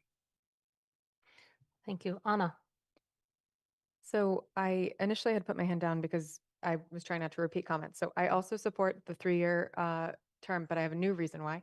I think that I'm going to guess the Charter Review Committee talked about this, commission talked about this from the stance of having it line up with election terms. And I actually think it's stronger to have it occur midterm, because if you're shifting over, having a president who is now stepping down, having served their 3 years, they're still there to support the person who's stepping into the role. So I do support a 3-year, 3 or 5. I support an odd number year. I prefer 3. I do think 1 year off is fine, given that we have 2-year terms. I think saying 3 years off is a long length for having them step away. So I do support 1 year off. But George, to answer your question, and we may just fall on different sides of this, because I support this type of limit at the state and federal level for leadership roles as well, because of incumbency bias, because it is really hard to look at someone who's been doing the job and vote for an unknown. And this is statistically shown. Incumbents win in elections. And we know this when the voters are the general public, and we know this when the voters are a small body.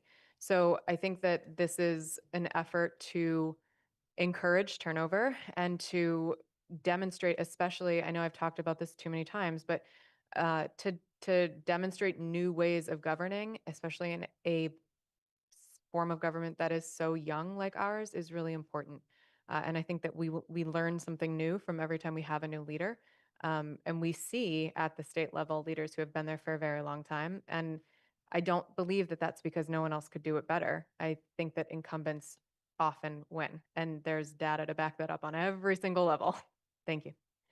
I'm going to encourage us to keep our comments short. We have 2 more things, 2 more proposed amendments to get through before we break, and then we go to public comment. And there are a lot of hands up. So, Sam. Thank you, Mandy. In reading this, my first thought was, is this even something that's legal? I guess it is. But it just strikes me as slightly anti-democratic for the council, because we can choose whoever we want, and we don't know who that would be. It could change every year, but it just, to me, seems oddly dismissive of the votes of the individual council members to either support or make changes. That's my thought. Thank you. Kathy. I'll just say, I don't think this is a good idea. If I look at Congress, there are a couple leaders. I am really glad they've been there for a long time. They have institutional knowledge. We have 2-year elections, and you have to get reelected. So if anything, I wouldn't go toward 3, I'd go toward 5. It means you had to be on the council for 6 years and an odd year. But I just don't, change for change's sake, I don't think is necessarily a good idea. Thank you. Andy. the committee, again, having served on the committee, we talked about term limits in two senses. One was whether we should be term limits for counselors in general, and then limits for internal leadership. And there was not an appetite for term limits in general because that is the will of the public. And if there were a number of people who felt that the voters should have the choice in that. But within a small group, when you have a leadership, a leadership decision, it's often hard to vote against a current leader. And so having the there are term limits among leaders, and I think having a sense that there's going to be periodic refreshment of leadership is different from restricting the will of the voters to choose who their representatives are. Thank you. Councilor Kendall Martin. Yeah, I kept putting my hand up and down because I kept thinking someone else said what I said, but I don't think this has been said. And I have trust in us as a body, and I think the voters have trust in us as a body. Otherwise, we wouldn't be sitting here. But we have to recognize also that we are representing others in town who had input on the charter review process and certainly had their reasons for suggesting term limits. And it's not just about what we want, it's about what the voters want that put us here. And I think there is a clear desire to see diversity in leadership and to see others, prepared and given the opportunity to lead, because I think we are stronger when we leverage the talents and skills of everyone on this body. And by having term limits, there's going to be more chances for more people to serve. And so I just wanted to emphasize it's not just about our judgment, it's about what our community wants as well. Thank you. We're going to move to a straw poll on this one. Given the discussion that we heard tonight, I'm going to offer 4 options. Support 3, support 4, oppose, and unsure. So just to get an idea of where people are. So if you support 3, please raise your hand at this point for now. We've got Churchill, Cano Martin, Lord, Breivik, Walker, Taub, Rooney, and Devlin Gauthier. If you support 4, please raise your hand. There is no one raising their hand. If you oppose this, please raise your hand. We've got McLeod, Shane, and Ryan. And if you're unsure, please raise your hand. We've got Haneke. Okay, moving on. 2 more to go before our break. Advisory Legal Counsel is up next, number 11 on the list. There were requests for the legal of this. Thank you to our attorneys for your description in the memo for this one. You will see if Athena page is down, there is a quote amendment proposed by me. It is not an amendment. It is if this passes, we need to re-letter the other sections of 2.9, and there is a section in the transition provision that references one of those sections. So that is the amendment proposed. It is simply a other parts of the charter if this is adopted. So going to our legal counsel, can you talk a little bit about your concerns on this one? Certainly, thank you. So again, the policy decision obviously is a decision that's left to you all. From a legal perspective, I think it's really important to point out that the town attorney is the attorney for the town. We are not the town manager's attorney. Sorry, Paul, even though he might want us to be sometimes. I'm joking. Our job is to look at the law and to provide an opinion as to how the law is applied to the facts at issue. So it doesn't matter who asks us the question, the answer is always going to be what the answer is. And I think if you look at, at least where our firm has been counsel, we're usually counsel for decades. And that's because that's the way that we believe town council's role is to be, or town attorney's role is. So that's one thing.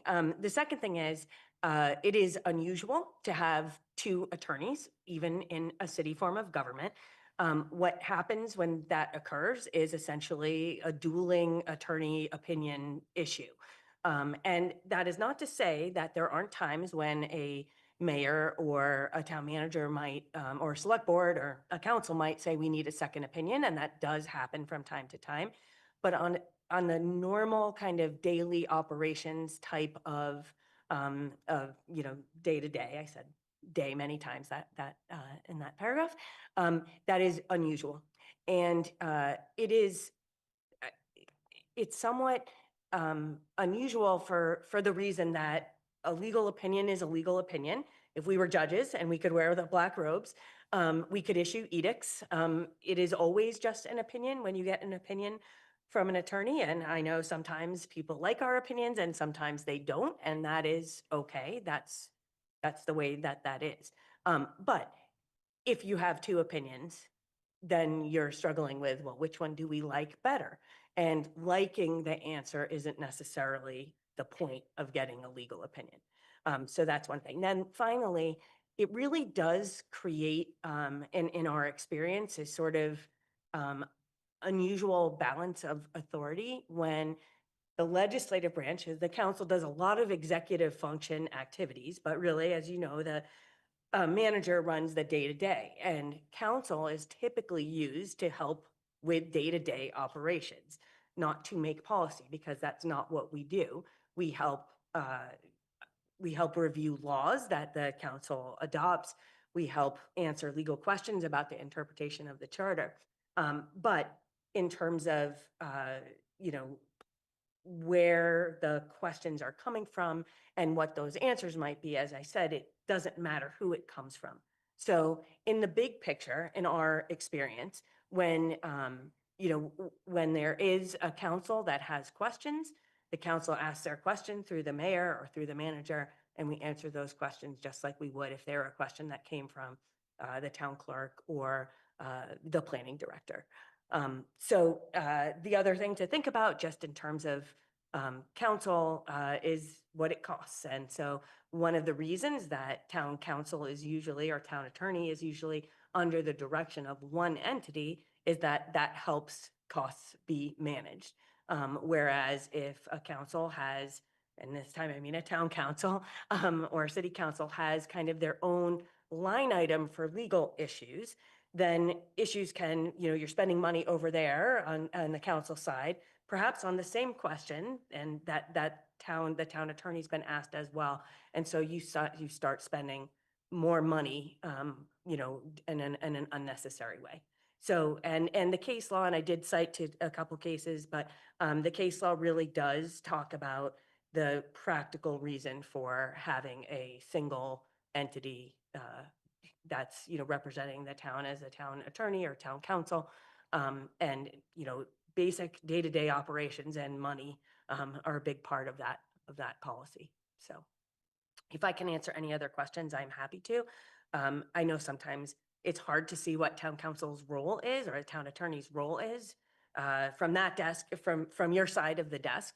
But again, and I think the town manager would speak to this, that we take our responsibility very seriously, that if you ask a question and that's forwarded to us, you're going to get the right answer, even if it's not the answer that you want, or it's not the answer that the manager might want. It doesn't matter. The answer is what we provide. Thank you. Pros, cons, thoughts, questions from the council?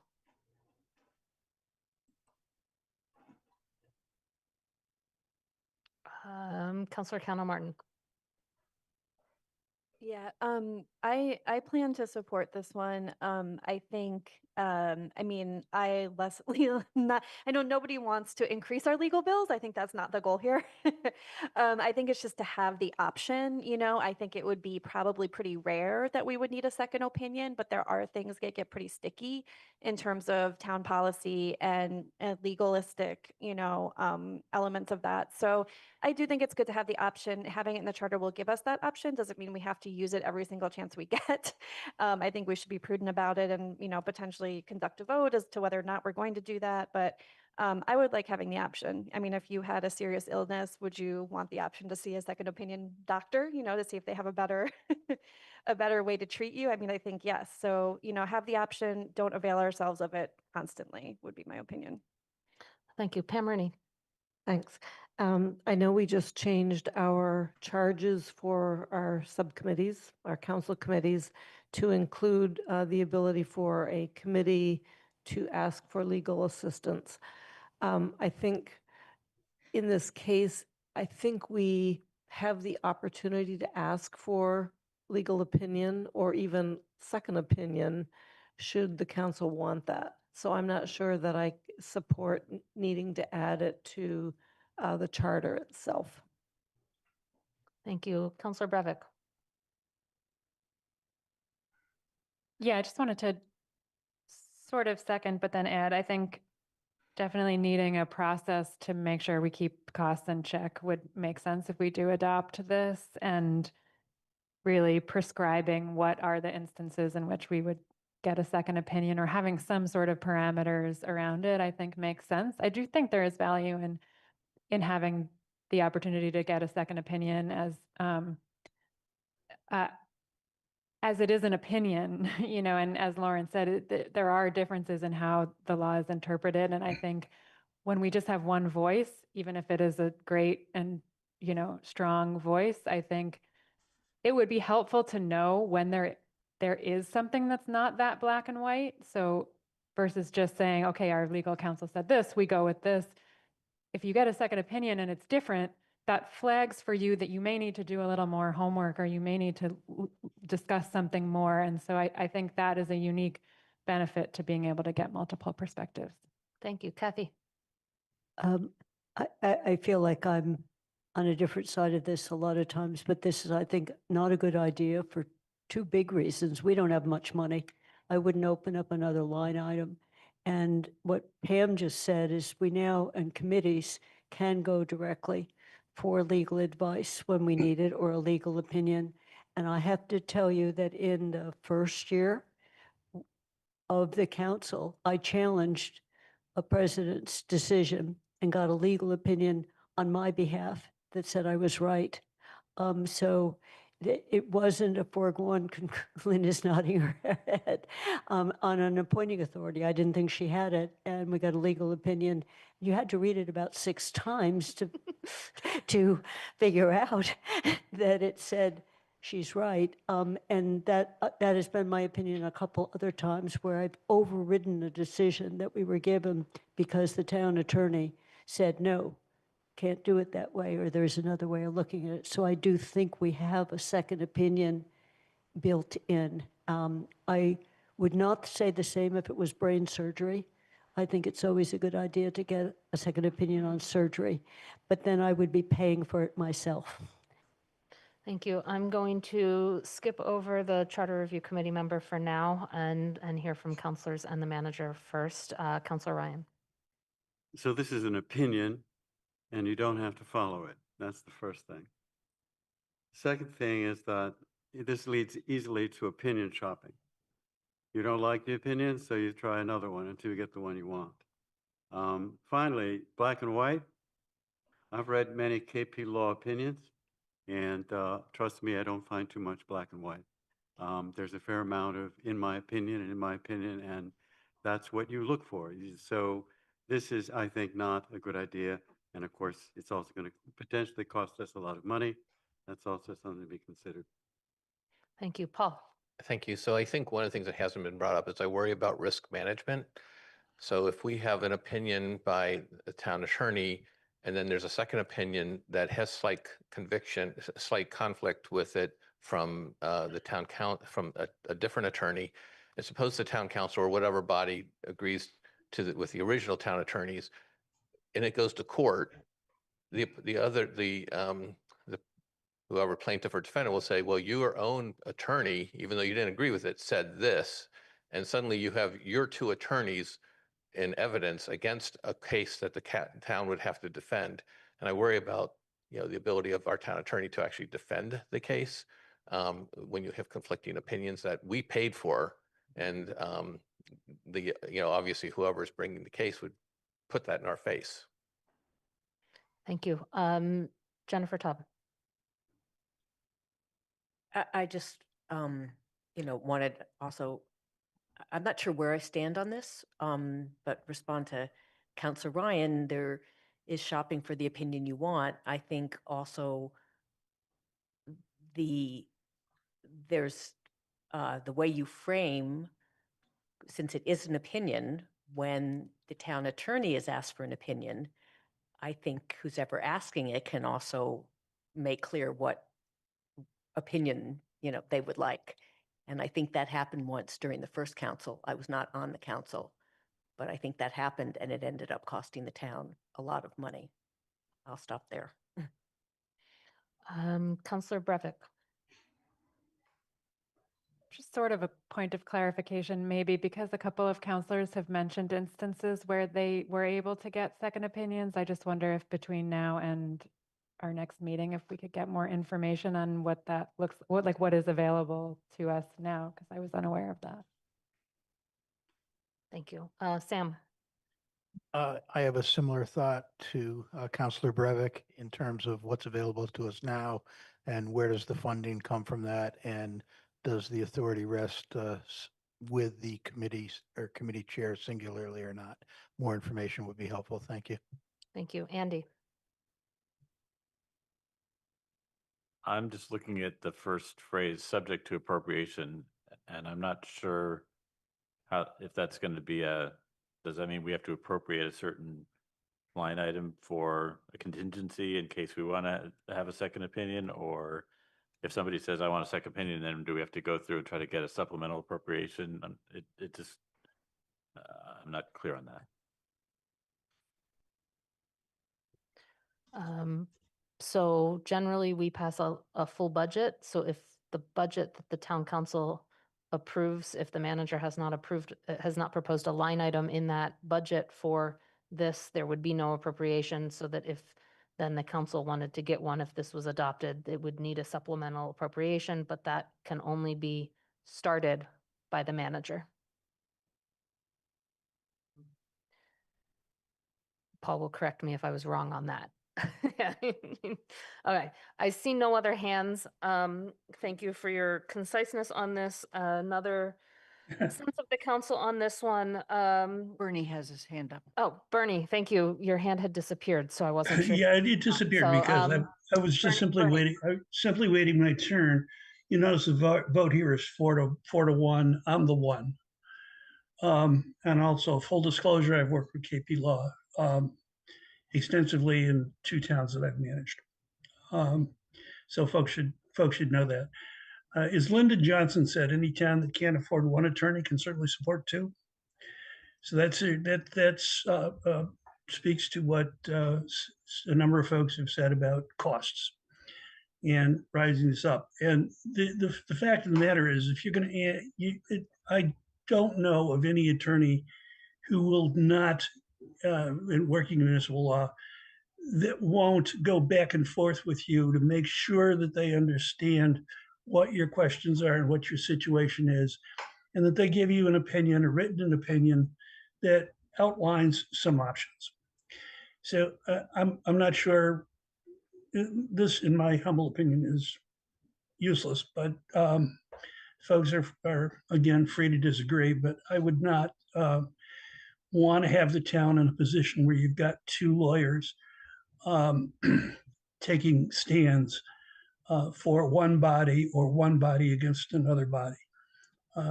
There's some very capable law firms out there. Certainly KP Law is one of them. And you can rely on the strengths of those organizations to support the entire town. Thank you. Thank you. We're going to take a straw poll now on this one. Based on the discussion, right now it's going to be support, oppose, or unsure, given the discussion I've heard tonight. So those in support of adding this proposal or amending the charter as proposed by the Charter Review Committee, please raise your hand right now. Again, it's a straw poll, sense of the council. We have Cano, Martin, Brevick, Walker, and Taub. Did I get everyone? Those at this point leaning to opposing adding it to the charter, please raise your hand. We've got Churchill, Ryan, Griesemer, Haneke, Rooney, Shane. That was 1, 2, 3, 4, 5, 6. Okay. And unsure, please raise your hand. Devlin, Gauthier, McLeod, and Lord. Thank you. It is 8:30. We had one more on our agenda before breaking the break. We are going to take our break now. I'm going to push that past public comment. So we're going to take a 5-minute break. We'll reconvene at 8:35 for public comment. Point of order. Yes. If there are not that many people in the audience, you're still holding to a half-hour public meeting? No. Public that- comment, I mean. It will be 30 minutes max.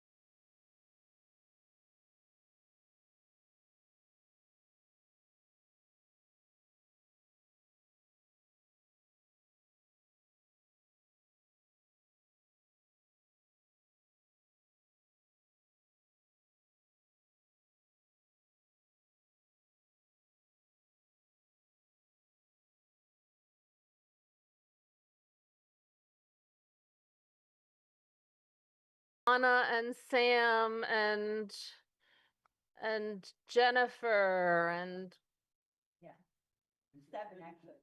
no, I said 5 and we're 6 past. Um, So, while we wait for some counselors to rejoin us, we are going to start the meeting again, because we're moving on to public comment. Anyone wishing to make general public comment who is attending remotely, please raise your hand in the Zoom application. If you are present in the town room and have not signed up with the council clerk, please do so now. Residents are welcome to make public comments on matters within the jurisdiction of the town council. The council will not engage in a dialogue or comment on a matter raised during general public comment. Public comments are not reflective of the opinion of the town council. The First Amendment broadly protects individuals' rights to address the government, to speak and to express themselves, including their right to say hateful and offensive things. I am generally unable to shut those commenters down under the First Amendment to the U.S. Constitution unless their level of speech falls within an exception articulated by the courts, such as fighting words, true threats to a particular individual, harassment of a particular individual, or incitement of imminent lawless activity. If a question exists as to whether a particular speaker is engaging in unprotected speech, I must defer to the principle of freedom of speech.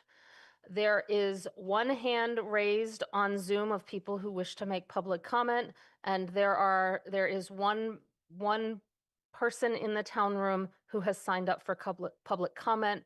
Each commenter will have 3 minutes to make their comment. Who in the town room? Meg Gage. Meg Gage, can you please come up here? Yeah, please come up here to remove yourself from, from the panelists so that it's clear you are making a public comment. And Paul will be generous to, well, not as a member of the panel tonight. So, okay. So please make sure, did you turn the mic on, Paul?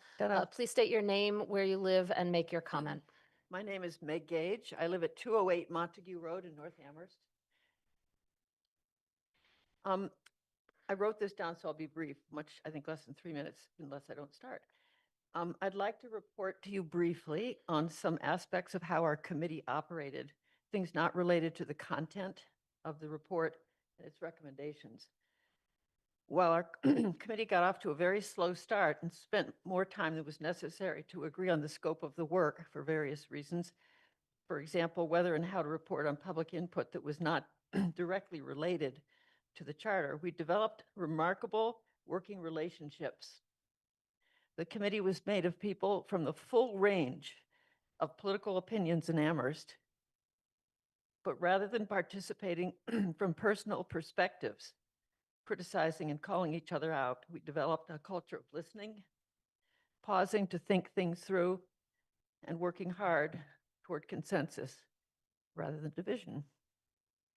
We faced some major challenges related, ran in here and a lot of breath. We faced some major challenges related both to not having a budget for several months and being the first charter review committee to figuring out how to manage the gargantuan range of concerns and questions raised by the public. The public input was diverse, not only in areas of interest, but also in terms of personal experiences that were sometimes not related to Amherst government, things that had happened to people that made them have a strong reaction about government, even though that's not what it was about. As the clock ticked along pretty much everyone on the committee stepped up to take on big chunks of the work, organizing a huge amount of input, figuring out which suggestions merited inclusion of the hundreds that we got, writing draft recommendations, preparing materials for public forums, and so on. Many of us actually wrote materials that ended up not being used. Particularly through the recent holidays with the early January deadline, we worked our tails off all during the holidays, and that extra time we had was crucial. Everyone on the committee contributed to writing, editing, organizing the presentation. Over the last couple of decades in Amherst, political discussions have been dominated by polarization, discussing Amherst's well-being from fixed, non-hearing positions. when we did have disagreement on our committee, we talked it through. People seemed to really listen to each other and often change their mind. Thank you, Meg, for your comment. Anita Sorrow, please unmute yourself, state your name and where you live, and make your public comment. Thank you, Mandy Jo. My name is Anita Sarrow. I live on Chapel Road. I'm in District 5. I followed the work of the Charter Review Committee quite closely. And if there was ever a theme that they heard and I heard clearly, it was the public desire for transparency and communication. Both of those goals were paramount. So it's in that spirit that I would like to draw two of the articles and that are being suggested by the Charter Review Committee. The first one I'd like to address is number 13. It is the so-called right to postpone. I have spent my entire adult life on boards and in and around municipalities, and this was a new one on me. And it's the right to postpone allows the desire of one person to bring a discussion to a halt. And it may or may not be shared by others. It gives the appearance of not only being anti-collegial, but anti-democratic, as has been mentioned. I would ask you to consider first the Charter Review Committee's suggestion that at least 3 counselors enter into that vote to postpone. And in fact, I would ask you to go even further and consider whether such a strategy should be allowed to go in effect only by the vote of a simple majority. The second that I would like to address is number 21 on your list, the public dialogue.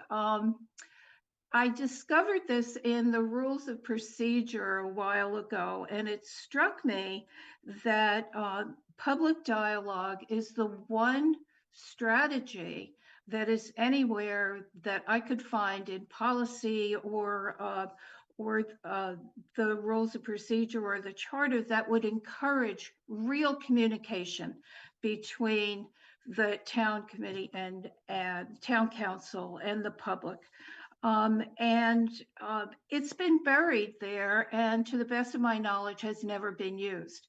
And as Ms. Midgelin said a while ago in connection with another section, bringing it into the charter committee, the charter itself would elevate its importance and its priority.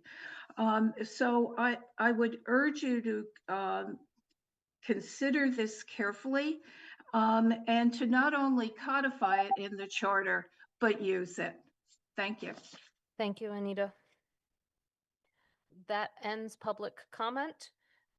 We will be moving on to the one that we left off before I had hoped to get to break. So we are moving on to number 22, which is the referendum. There is a simple change here proposed, which is changing the number of days from 14 to 21 for obtaining the number of required signatures.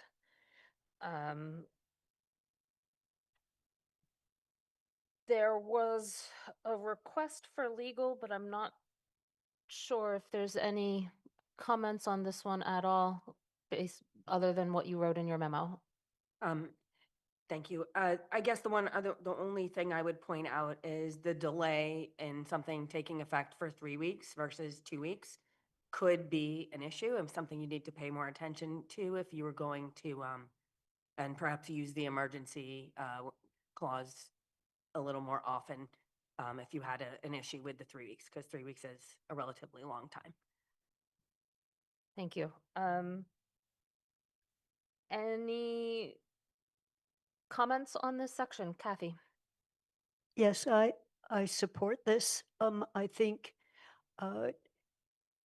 It's only been used once, but I do think giving this many days to collect signatures, particularly because people have to be careful how they collect the signatures. They need to have a form that the town clerk works with them on that allows a place to write your signature and print your signature the same way we do when we get elected, but a carefully structured one. It's not going to be used very often, and not putting that extra time pressure.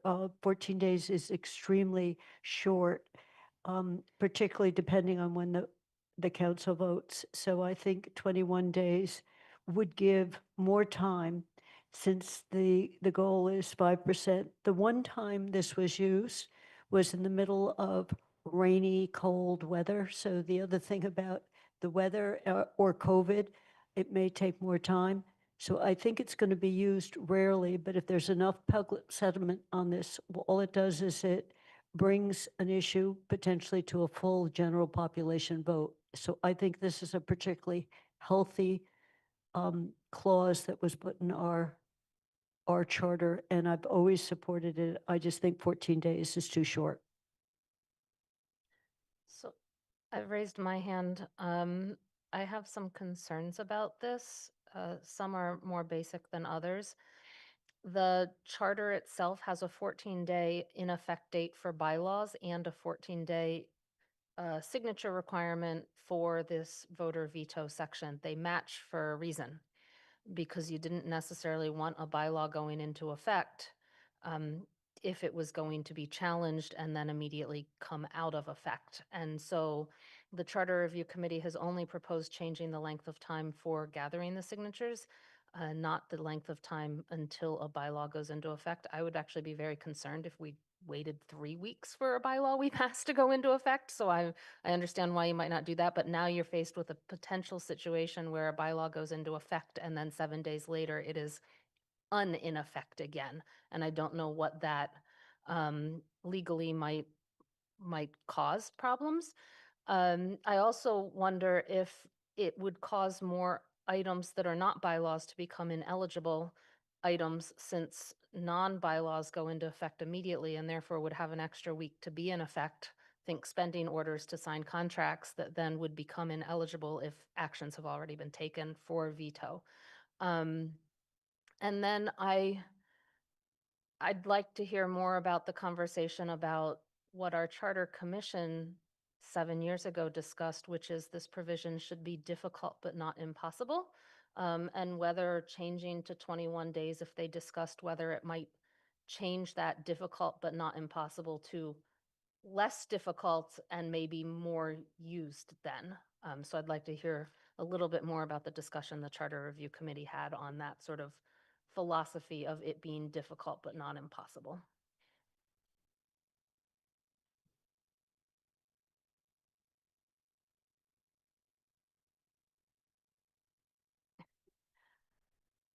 It was more a request for the Charter Yeah. Review Committee. It looks like Julian's going to respond. I was just going to say that we did have a discussion about this, and we discussed sort of how realistic it is to get done in 14 days versus 21 days. We looked at other communities. Many have 21 days sort of is the longer end of what we saw. 14 days is the shorter end of what we saw in both neighboring communities and communities across the state. I guess the committee seemed to lean on the idea of making it more possible.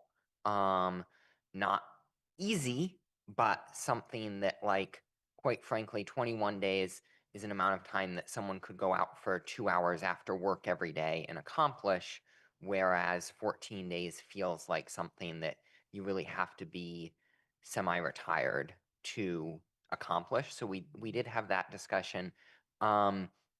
I would defer to Andy and Meg because they were both on the Charter Commission as to the history of that. So sorry to put you guys on the spot, but I think that historical knowledge is better than what I can provide. Thank you. Meg. I don't remember the discussion from 8 or 10 Okay. years ago. But this is one I was strongly in favor of because I think it is 14 days is very short. You have to have the petitions printed. You have to target your neighborhoods and so on. And 5%, that's a lot of voters. 14 days.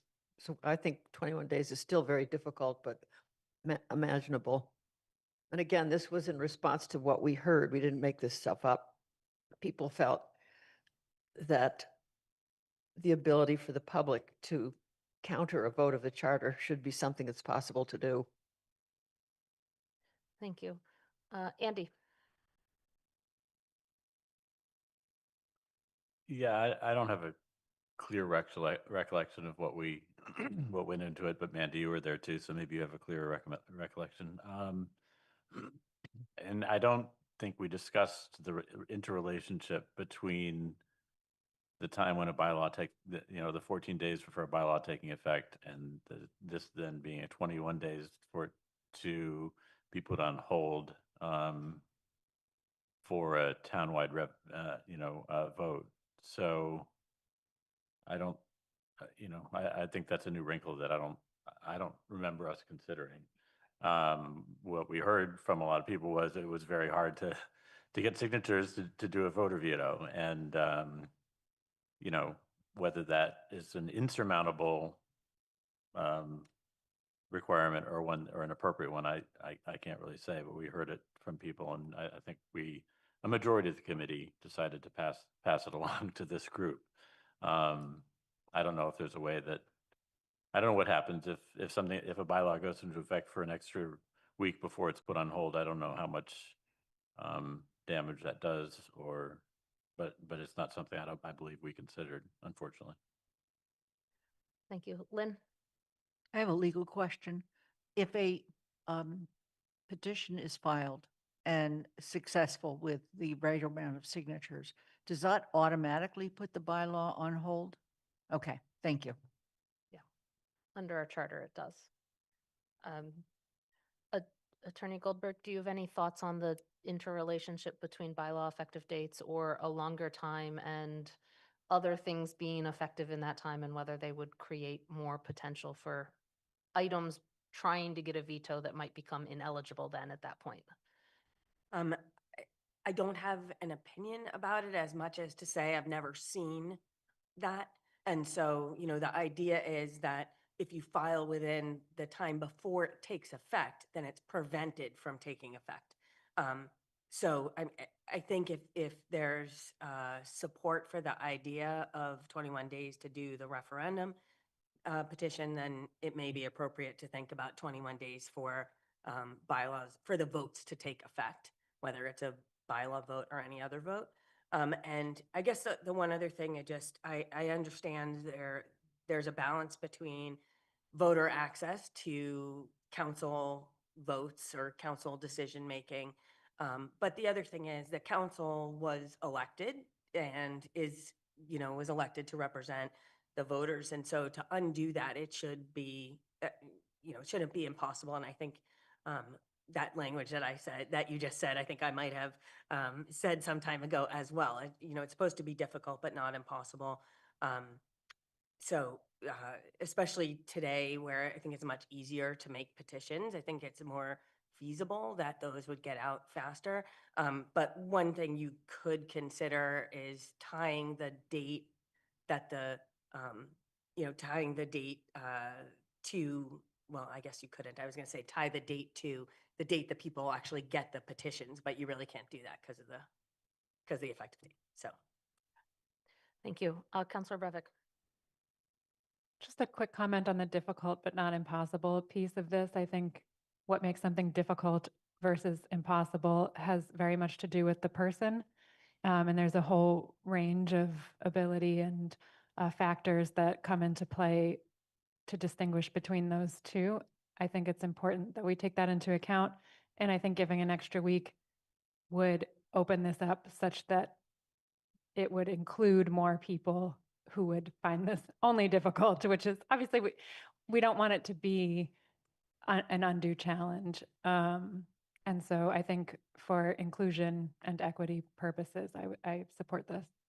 Thank you. Pam? I would also support 21 days If there is something that has caught such attention in the community that it warrants a voter veto effort, I think the council should be listening very closely to the community to understand why there is such concern about a particular item. And for that reason alone, having a little more time to think it through might be prudent and might end up, in fact, with a better result. Thank you. Andy? Yeah, I mean, I think I want to amplify the idea that the townspeople elect us as their representatives, and so um, we rather than governing by referendum, this is supposed to be something where we've made such a mistake that more than half the voters rise up and say no, and so it should be some, if there's that feeling, perhaps 2 weeks is enough, because it would be so egregious. Otherwise, you run into the danger of, you know, frequent referendums or referendums that are constantly second guessing the council. Thank you. Councillor Ryan? It's just, I think, a question of information. And I don't know if you all can remember from 7 years ago, but is 5% considered sort of the standard number? Where did 5% come from? This is a different question. I'm just, the 5% of the registered voters, is that kind of normal or? Julian? Yes, it's pretty much custom across most Massachusetts, if not all Massachusetts municipalities. I believe there, at least 8 years ago, there were some that were not 5%, but it was very much a popular percentage. Andy?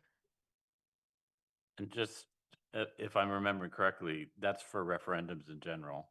The voter veto was something that I believe our consultants felt was fairly unusual and something that was pioneering in our case, wasn't it?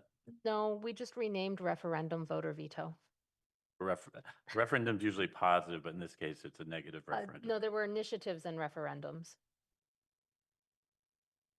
President Haneke, I'm not sure if I may, I'm not sure if you were asking a question about whether this applies to non-bylaw measures, but it does apply to financial appropriations and so on. So that would delay some financial appropriations if it were a 21-day effective date rather than a 14-day effective date. Well, it might not. That was my question, because only bylaws in the charter have an effective date that's not immediately. When we go out to borrow, we have to certify that there haven't been any voter veto procedures filed. Even though the charter doesn't have a, okay, thank you for that clarification. So would that then, Paul, would that potentially change when we have to vote stuff if we're under deadlines? We would just have to take it into account, and so as we start to think about it, so like if we're going out to borrow or do anything, the people want to see that you've cleared all the hurdles in the town before they will allow you to spend the money or borrow the money. Okay, thank you. Sam? Thank you, Mandy. I don't see any great harm in extending the time frame. It does seem to be an onerous task, even though it's one that we would hope would be infrequent. Julian did indicate that 14 was on the low end and 21 was on the high end. 18 extends it. Just a thought. So in general, I would support some form of an extension. There may be options.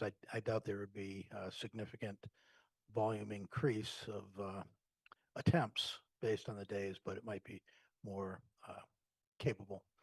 It's just my thoughts. Thank you. Jennifer?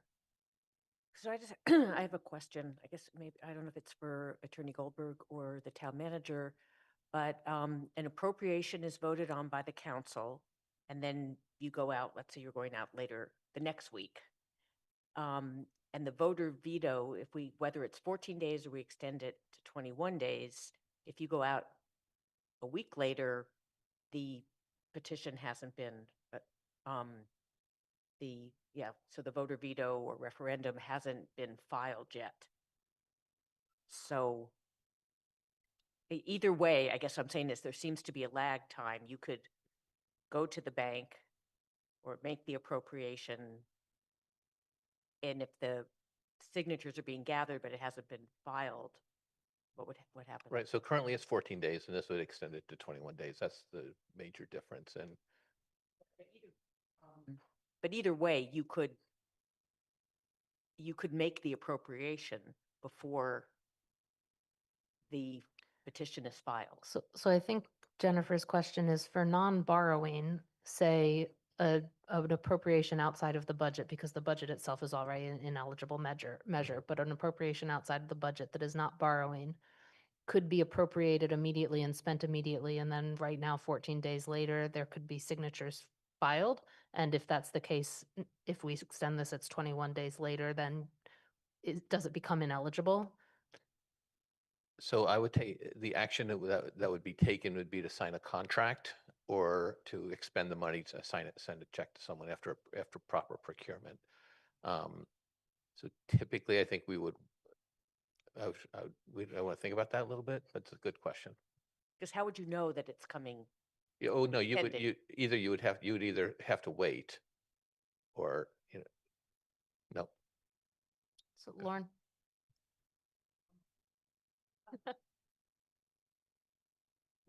Attorney Goldberg, would you please use your microphone? Thank you for the reminder. If within 14 days following the date on which the town council has voted finally to approve any measure, a petition is filed. So in reality, you're waiting the 14 days. So if it turned to 21 days, then it would be a longer time that you'd have to wait. Okay, so you always wait just in case. Well, I didn't realize that. Okay, thank you. Yeah. Okay, thank you for all that clarification. Seeing no other hands, we're going to move to, again, that sense of the council. This is just where you're leaning or where you're thinking right now. Given what I've heard, it's support, oppose, or unsure. So all those that at this point are leaning towards supporting this change, please raise your hand. We've got Counselor Cano Martin, Lord, Brevick, Walker, Taub, Rooney, Shane, McLeod, and Devlin Gauthier. All those that are leaning towards oppose, raise your hand. We've got Ryan and Haneke. All those who are unsure, please raise your hand. We've got Churchill and Griesemer. Thank you. We are moving on to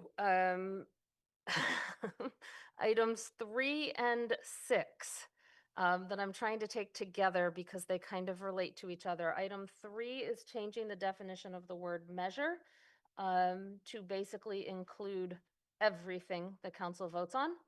And number 6 is changing, moving the town council vote portion from section 2.10A to section 2.6C. I think that was the only change. It's what I put on here in green. The amendments that are on there, KP Law recommended within section 2.6C in their memo to add a phrase provided that a quorum is present to the first sentence of that. And I have a request to discuss two things. One is changing it to, instead of voting just members present count, members present and voting count. So to add the words "and voting" to the first sentence, and to talk about the addition of from 2.10A right now is only, they added bylaw or financial measure. 2.10A had only bylaws, and in switching it from 2.10A to 2.C, the Charter Review Committee added financial measures, and I wanted to talk about that and maybe delete financial measures from that section too as a potential proposed amendment. That's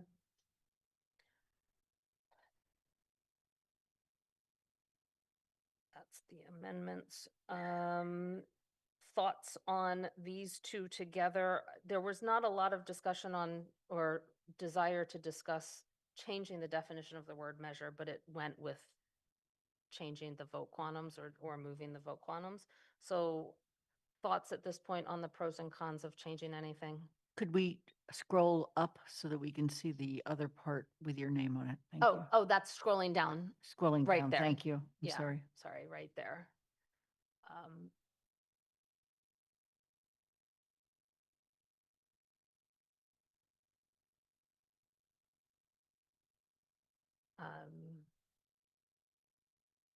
Andy Churchill. Yeah, just some background on this from the discussion. I sent out, and I'm sorry it was just today, but sort of a written description of of how the council thought about this. And basically, it came out of a discussion where we heard from Athena about the number of different, in the council rules, the number of different quantums specified for different types of measures and quote non-measures, which I didn't even know that there were non-measures. So we were trying to figure out if there was a way to simplify that discussion so there weren't, 10 votes, 9 votes, 7 votes, 2/3 vote, present voting, 2/3, majority present. There were all these different gradations for different types of measures and non-measures. So one thing was to get rid of the idea of a non-measure and just define a measure as anything the council votes on. And then say that whenever the council's voting, you need a majority of the full town council for bylaws, because those are serious and those are things that you would want to have a sense of the full council. And then for other things, it could be a majority of those present. And then we did have a discussion about how to count abstentions or not to, whether it's present or present in voting, and whether if it's a majority of people present and voting, we ended up that if only 7 members were present, so you had a quorum, but 4 members abstained, you could end up with a vote passing with 2 yes votes, as opposed to 4 if you had all those present rather than present and voting. So we figured that having the majority of those present was better than not including the abstention, if that makes sense. So anyway, this is in the packet, and our hope was that it would at least reduce the number of options that would need to be considered each time there's a vote on something that's either a measure or a non-measure. Thank you, Kathy. Andy, thank you for focusing on that clause and voting. I definitely don't think that should be in here. That is what has led to confusion. It's much simpler to say an affirmative vote of the majority, except if a higher quantum is either by MGL or the charter. So we've got an example here of the charter has a specific, it's got to be a majority vote of the full town council. And then in other cases, it's of, and so just so people understand what that means, if someone abstains and there are 8 of us here, or you gave the extreme, if there are 8, then you're only counting 7 people. If 2 people abstain, then you're only counting 6 people. And that's where it gets very confusing. I think people should be able to abstain. And in effect, it means that the majority has to be bigger, because the base is bigger to pass it. So you've got to still have, if there are 8 people, there still has to be 5 for it, whether 2 of them abstained or not. So it's forcing it to a majority of the people who are in the room. So I do like, provided that a quorum is present, that we shouldn't be voting at all. So that just makes it clear we're only voting if there are enough people to vote. But that and voting, and that's the one time when the complicated rules of procedure hit us that we didn't know what we were doing because the abstention. And so the council wrote those rules. So they weren't required by MGL or the charter. So I think this helps us get a much clearer thing. And we'd have to go back and rewrite our rules of procedure. But the other point I want to make, Andy, is the rules look complicated because that is MGL. Sometimes it's 2/3. Sometimes it's a majority of the full council. And so some of it is, the complication isn't coming from so much, the rules just tried to make it clear what what the vote count was, but that and voting adds a wrinkle that I don't think we need to have. Pam?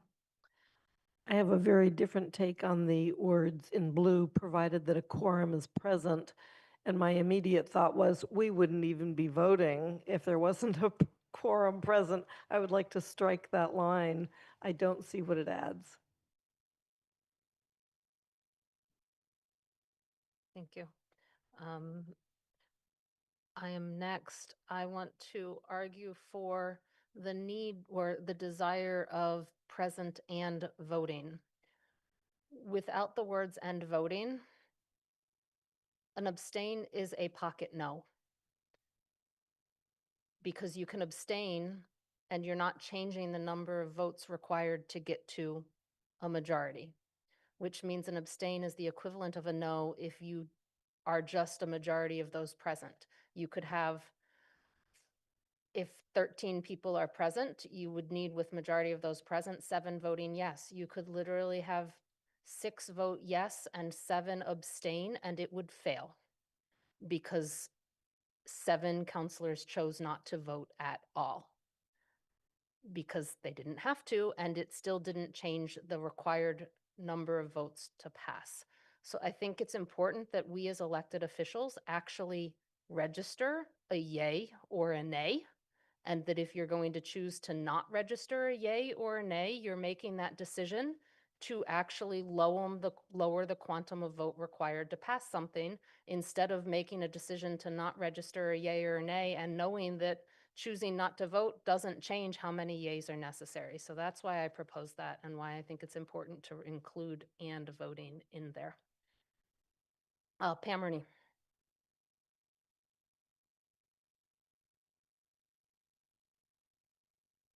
Oh, sorry.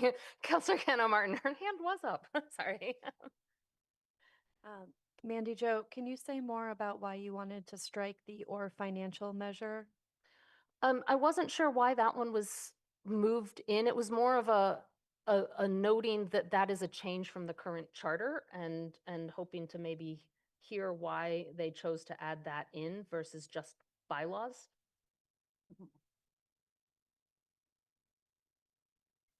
Andy, on that one? On that one, I think we felt that financial measures should require a majority of the full council. It was basically as simple as that. Yes. Can, Thank you. Okay. Can I just? Yes, In Councilor Kenna that Martin. case, can I just say I oppose that part of the amendment? I would like to leave financial measure in. Thank you. Sam.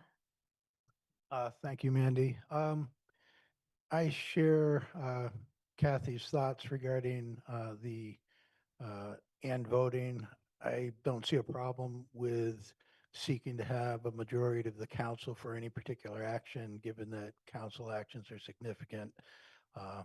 That's just my own posture, that 7 votes is, I don't think it's a daunting barrier for items that may be of interest for the councils to support. Thank you. Kathy.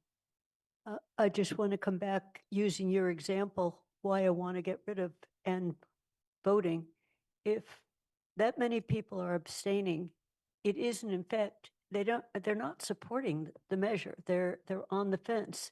So we shouldn't be passing something if we had that many abstentions. So that it is in effect a quasi no. So it is, I agree. It would be nice to have yeses and nos rather than something in between. If we delete the abstains, it makes it easier to pass because they don't count at all. So you give the positive votes, so I think forcing, to the extent we can, encouraging people to vote on something is a good thing. And knowing that if you abstain, it ends up potentially defeating a measure. And we did in fact have that with a vote where it was 6-6 and 1 abstention. So we didn't have a majority. and it was on a major project, and I was on the losing side of that, but that was okay. I didn't want to, I think it's okay. So if 2 abstentions have been there, in any case, I think the and voting sways the vote, and people don't understand what their abstention, what it counts as, that it's reducing the number of votes needing to pass a measure. I don't think that's a good idea. I think we should be majority in favor of something before it goes on the books. Andy? I understand also the sort of frustration of seeing people vote no by abstaining, but I think that we talked about that some in the committee, that the alternate danger is that you pass things with a smaller majority. And I think most people out in the world can understand that if somebody is abstaining, that's basically a no vote. And if they don't want to take it'd be nice if they would say no, but I think it's interpreted as a no anyway. And I think the danger of not counting those and then having measures pass with a smaller and smaller, yes vote is probably more of a concern of mine. Thank you. Anna?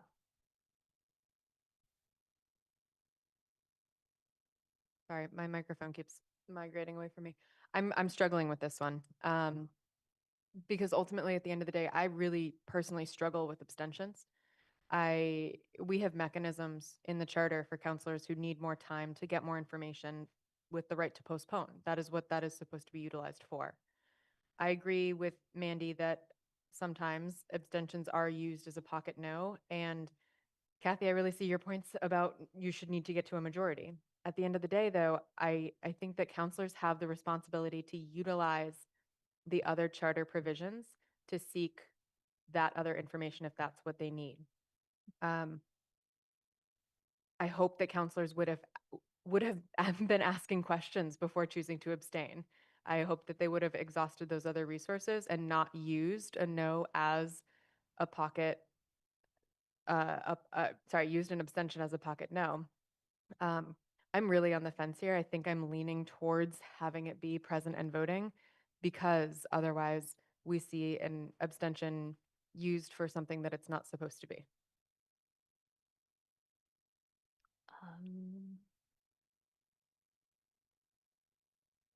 Andy, your hand is still up.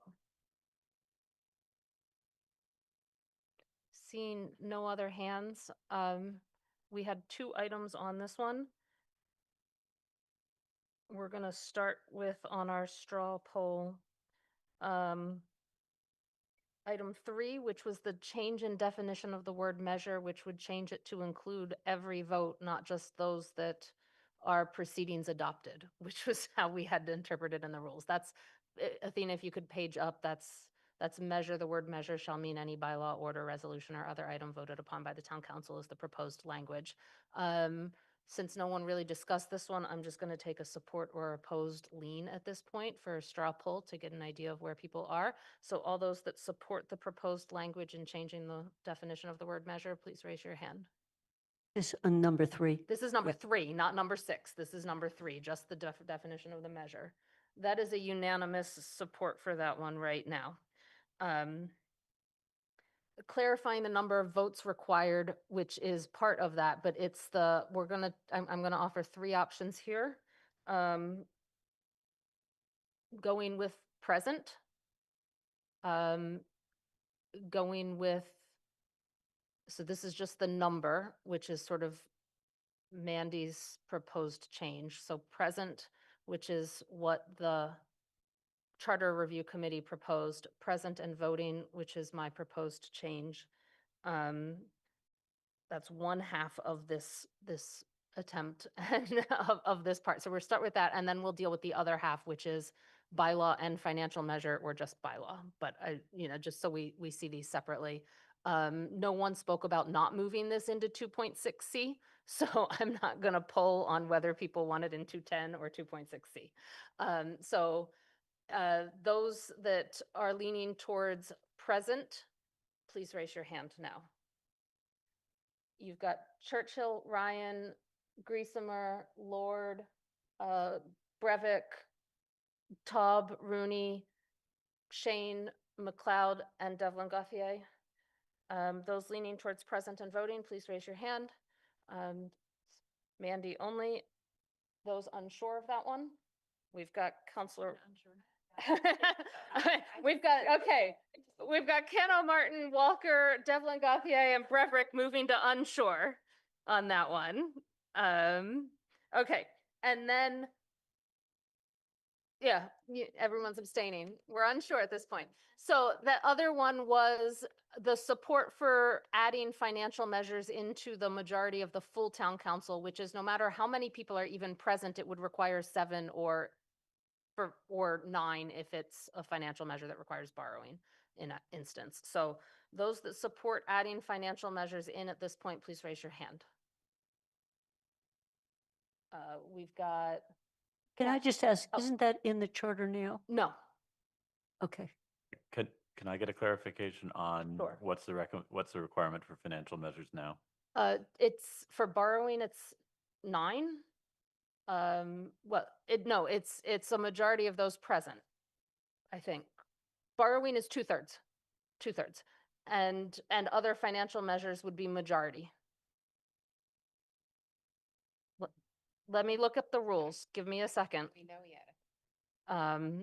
Give me a second for the rules. Once I So find that. there's a rule. point, a question is, Financial measures.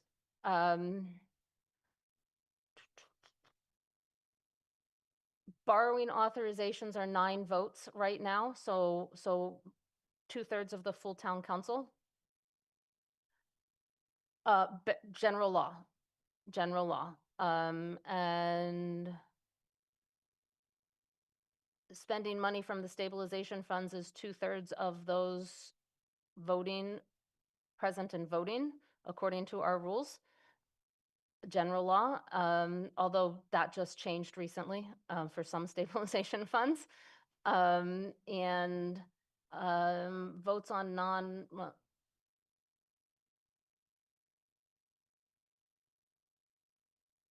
yeah, so 7 is probably the rest of the financial orders. If I, no, financial orders aren't. No, I think it's abstentions count as no votes on non-bylaw measures. So right now it's a majority of those present for financial measures under the rules. Can we clarify what we're voting on here? So I know our it's- sense of the council right now is whether to require, given all of what you just heard about unsureness on what financial measures require, right now that unsureness is because they are not included in the majority of the full town council section, only bylaws are. If they were included in the majority of the full town council section, it would be either 9 or 7, depending on whether it requires 2/3 or majority. That's a state law thing. State law requires sometimes 2/3. This would then make it 2/3 of the full town council if you put financial measures into that section. If you left it not with financial measures in there, it would be just what we just talked about, which is a wide variety of options. Thank you, Mandy. Just to summarize, that last sentence was very important. You're indicating that if we include it, it's a 2/3 amount, and if we don't, it's No, simple if you majority. include it, it's either 9 or 7, depending on what state law requires. And if we don't And include if it, you don't, then it's either 9, 2/3, or majority of those present. The discussion we just had about abstentions not counting and all would apply under our rules. This is what the Charter Review Committee, it's an exact example of what they're trying to do with the redefinition of measure. So the question is, do you want it as confusing as it is now? Or would you like a full although it might not be as confusing if we change the definition of measure. That's the thing, right? Because it would be clearly in measure, and so then it would fall under, if measure is changed, it would fall under whatever the first sentence in black is, which would be either majority of members present or 2/3 of members present, or present and voting if that ends up being what the change is. It's whether you wanted a strict 7 or 9, or whether you want it to depend on who's actually voting. Did I just ask, the thing we voted for 3, does it say financial measure in it? No. All things would be measures at that point, including financial items. Every vote would be a measure. So why specify it out then if it's included in a measure? Because any measures fall under majority. Look at the green. The green is the affirmative vote of a majority of the full town council shall be necessary for the final passage of any bylaw or financial order, which is different than those who are present. That's a raw 7, even if only 7 people are present. Is what a bylaw requires 7, no matter how many people are sitting in the room.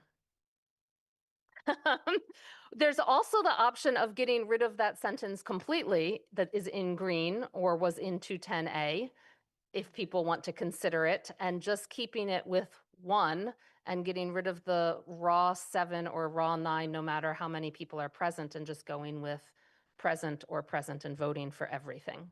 It's not an option that was presented to us tonight, but it is an option to simplify things as we talk about how complicated figuring out how many votes we need is. So, Pam. I think I'd like a little table that kind of display.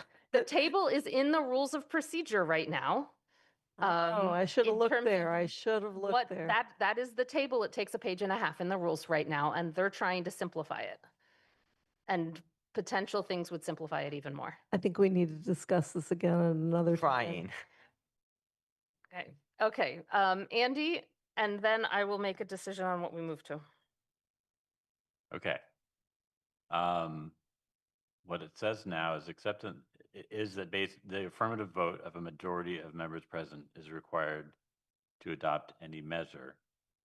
And then it says the affirmative vote of a majority of the full town council shall be necessary for the final passage of any bylaw or financial measure, except in the event a higher quantum of vote is required by general laws or this charter. So zoning, Mass General Law says 2/3, borrowing, Mass General Law says 2/3. So we're really basically just talking about for other financial measures that are not covered by Mass General Law. Do you want to have them require 7 votes, or do you want to have them require a majority of who's here? Right, because right now it falls under the majority of members present. And the Charter Review Committee has proposed to put financial measures under full town council instead of present. Okay, Councillor Walker. I think this feels challenging for me, at least right now, because of the way we have it separated also in the straw poll. And so feeling like if I felt unsure about the first part, then I don't know how I would answer for the second part. And so I feel like I think Pam just said, like, we might need a little bit more time to talk about this one. And I think it would make more sense to look at it holistically. We might come back to this one with a couple of options. Okay, we will come back to this one with a couple of options so we can move on.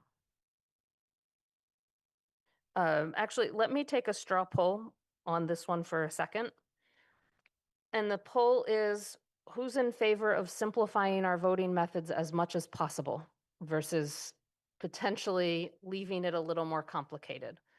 So if you would like to simplify it as much as possible, raise your hand now.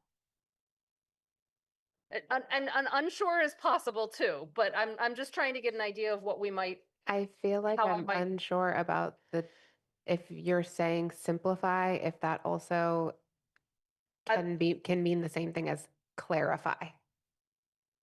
Because that's potentially 2 different ones, but okay. I'm trying to figure out what we might come back with because there are a lot of options right now. So simplify would mean having one sort of standard for everything. Right now, the proposal is to have 2 different standards.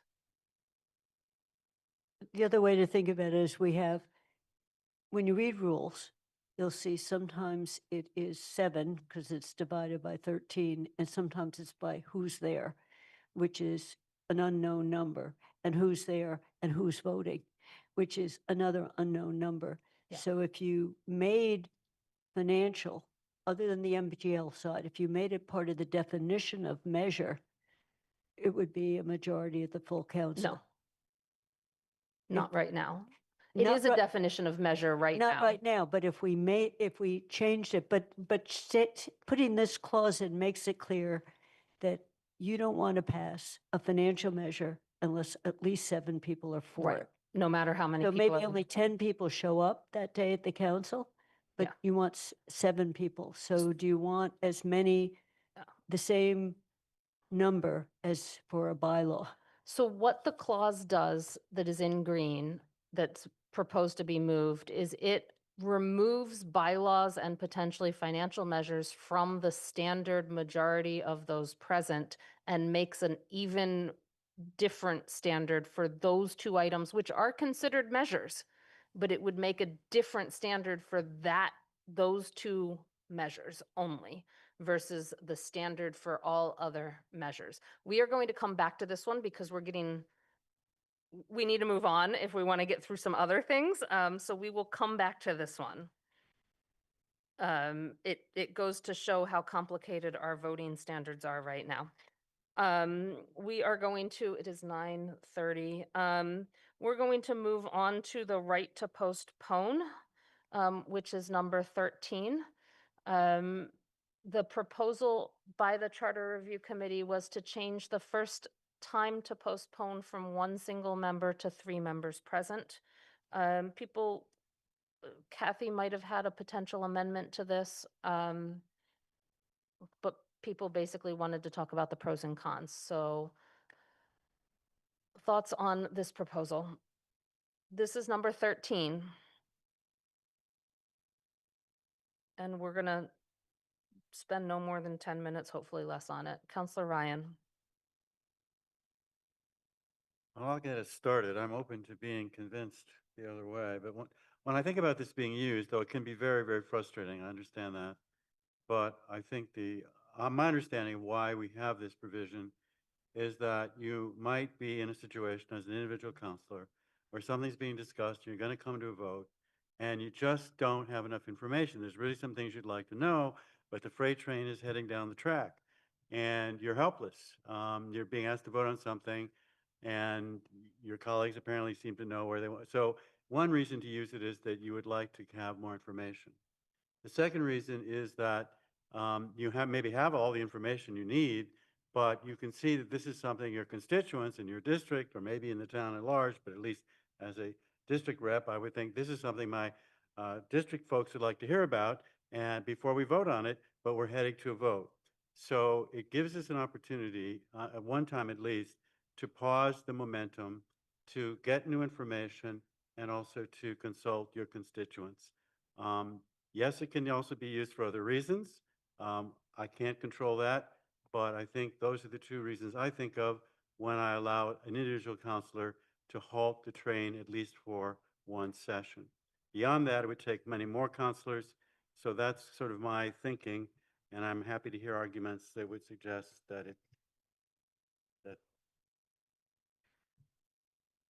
Thank you, Counselor Lord. Thank you.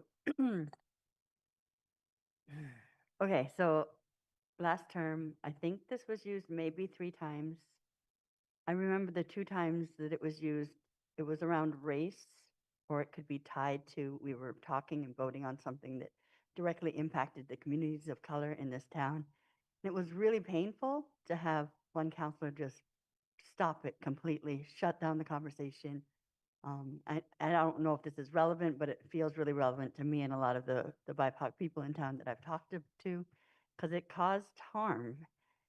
And so I think moving it to 3 people would give more of a chance that, okay, it's not just one person for whatever reason. I'm not saying it was racially motivated. I'm sure it wasn't, but how it impacts us is different than the intention that is done with. So I'm in favor of moving it to 3. And this is maybe where sometimes an abstention might be an abstention if you haven't been able to decide where you land on it. Instead of pulling the plug completely, abstain. Like, I know they say abstain is always a pocket no, but sometimes it's, oh, there's a conflict of interest, or I really have no idea where to land on this. And I need more time, but we've had plenty of time. So I'm supposed to be quick. I just wanted to lift that up. Thank you. Thank you. Counselor Breivik. Yeah, I'll just say I am in support of this. And I think just some of the reasons are, people prepare and put a lot of time into items, and often organize around different things that are coming to the council.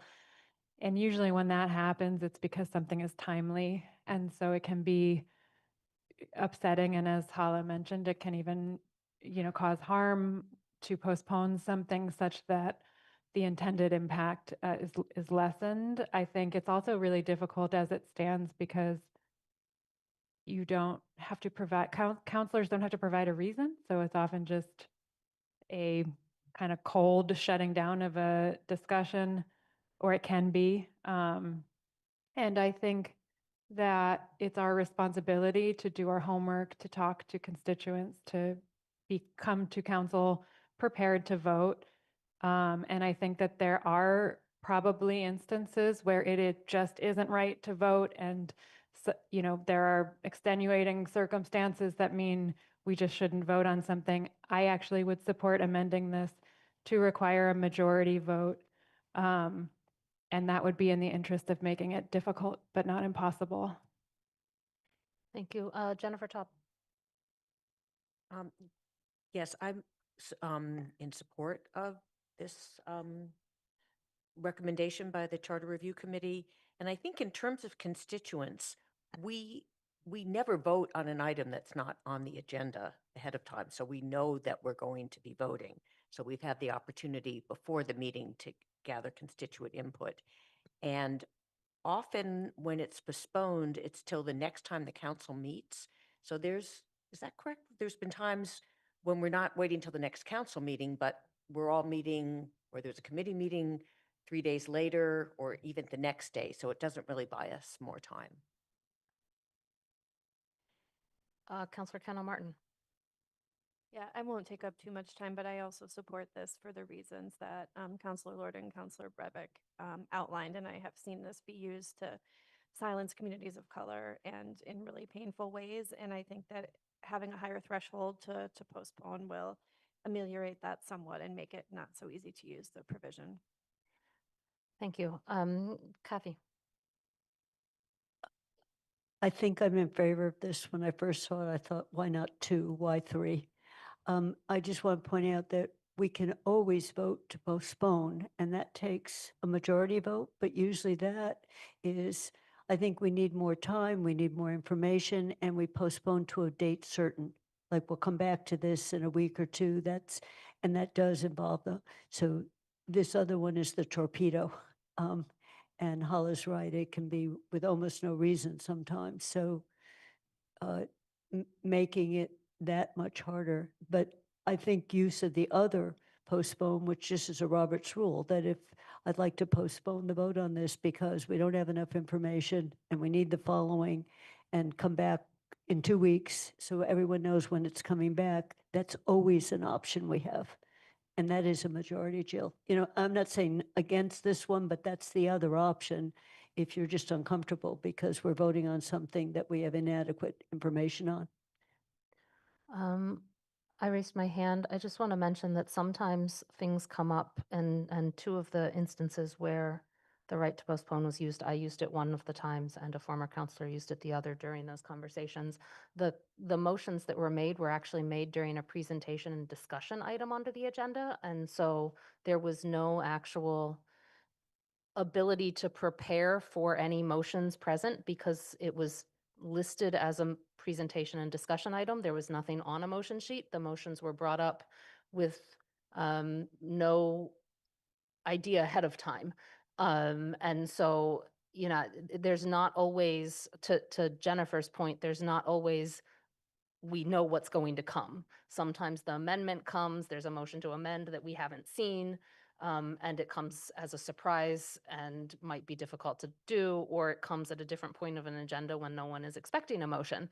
So it's not always a known quantity, and I just wanted to bring up that potential option to think about as we consider this. Andy.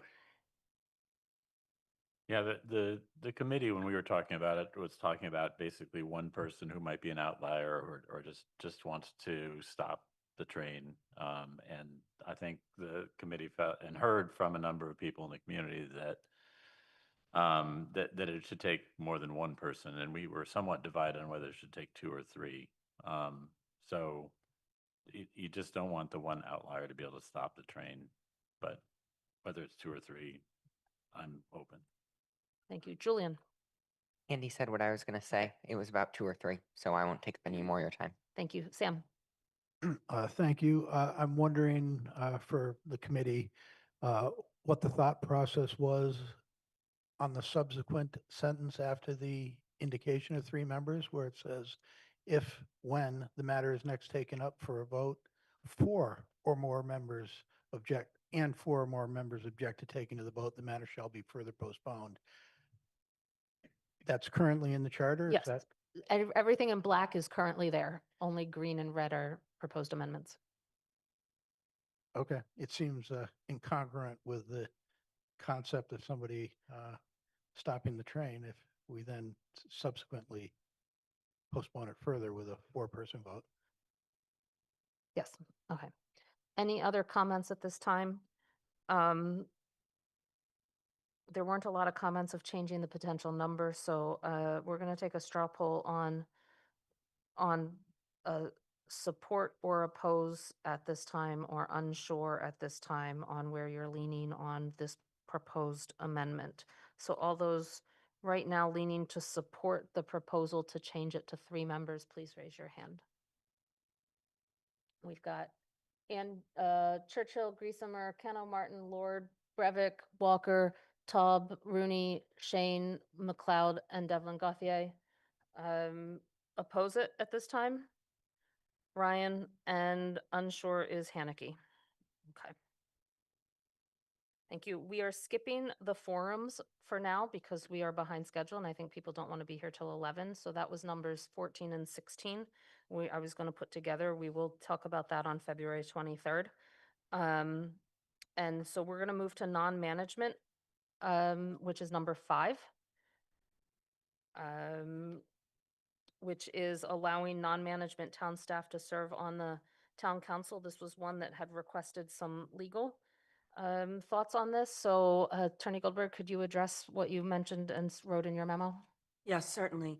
I think the biggest point that we were referring to with respect to needing special legislation would be to allow a waiver of a conflict, to allow a waiver to allow someone to serve in the period after they're required to have that cooling down period under state law.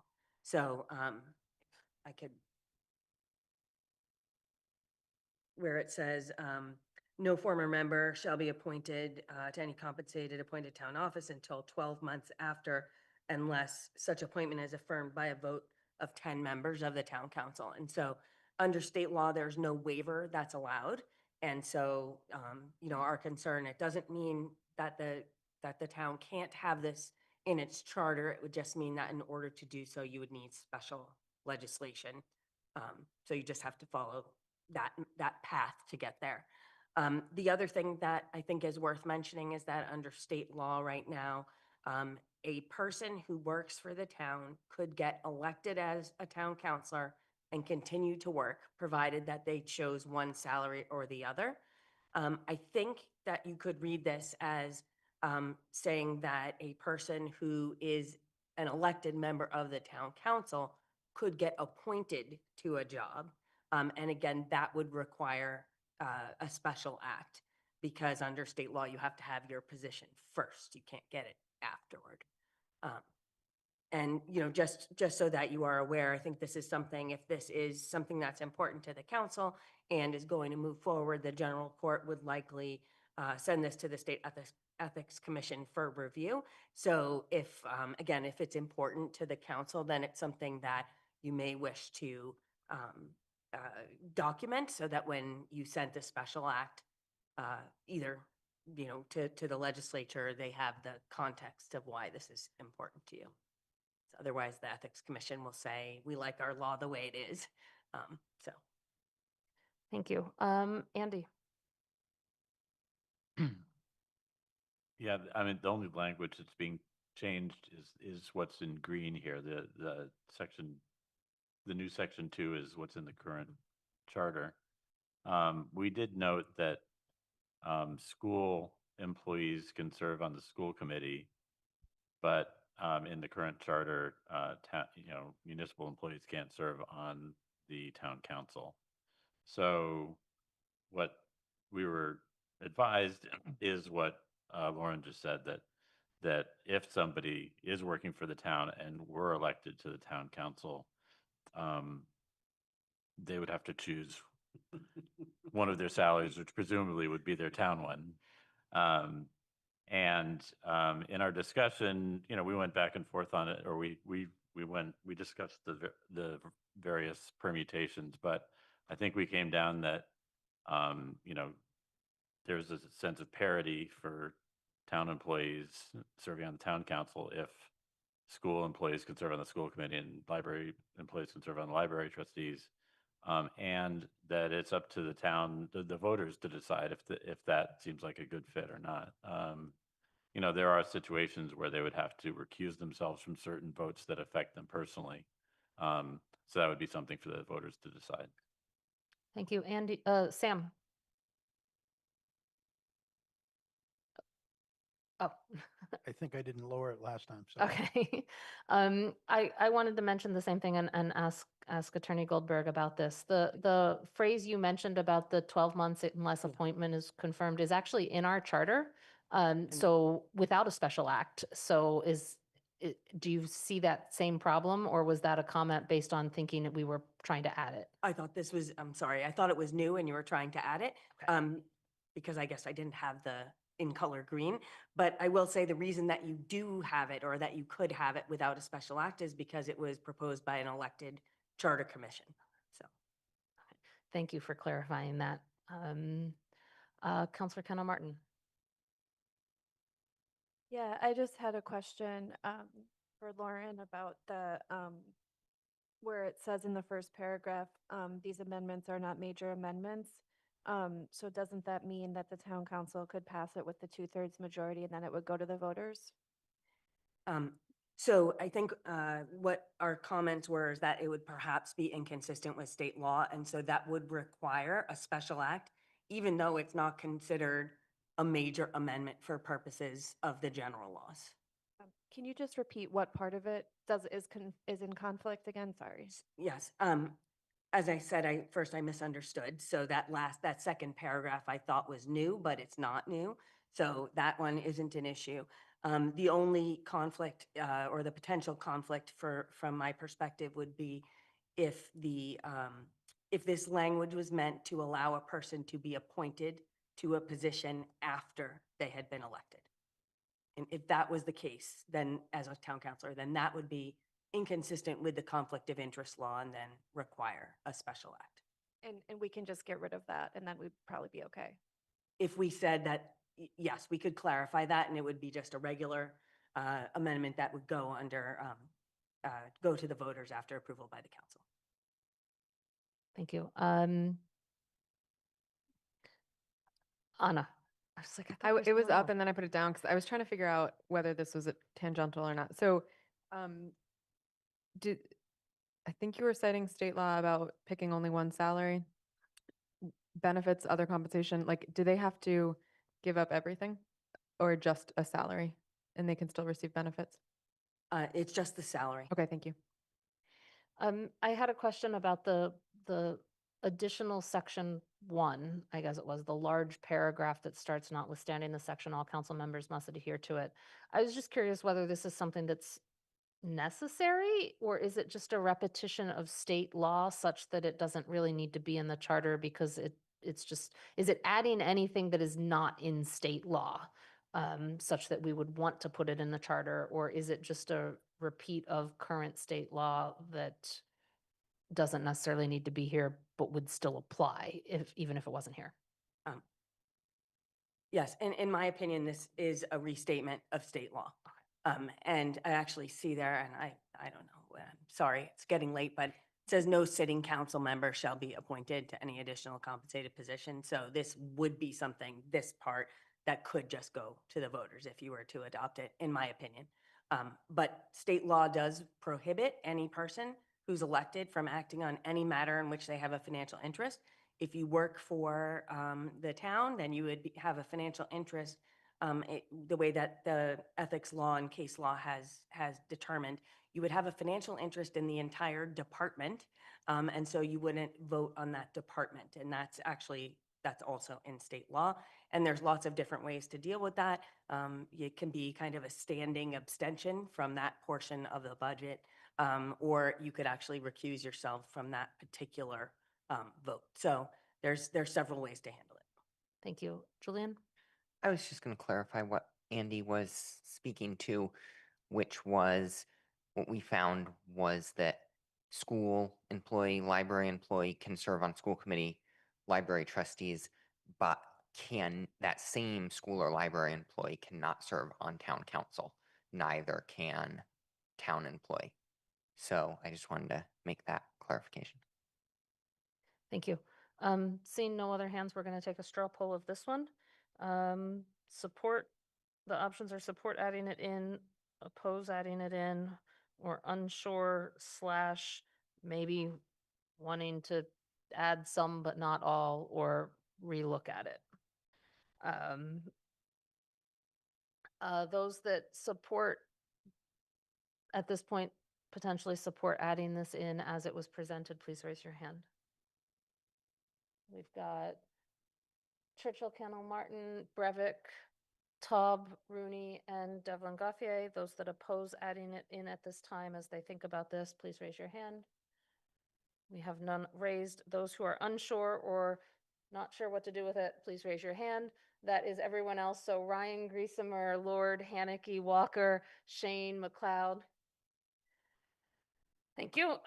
That takes us to explanation on a path for adopting the charter changes.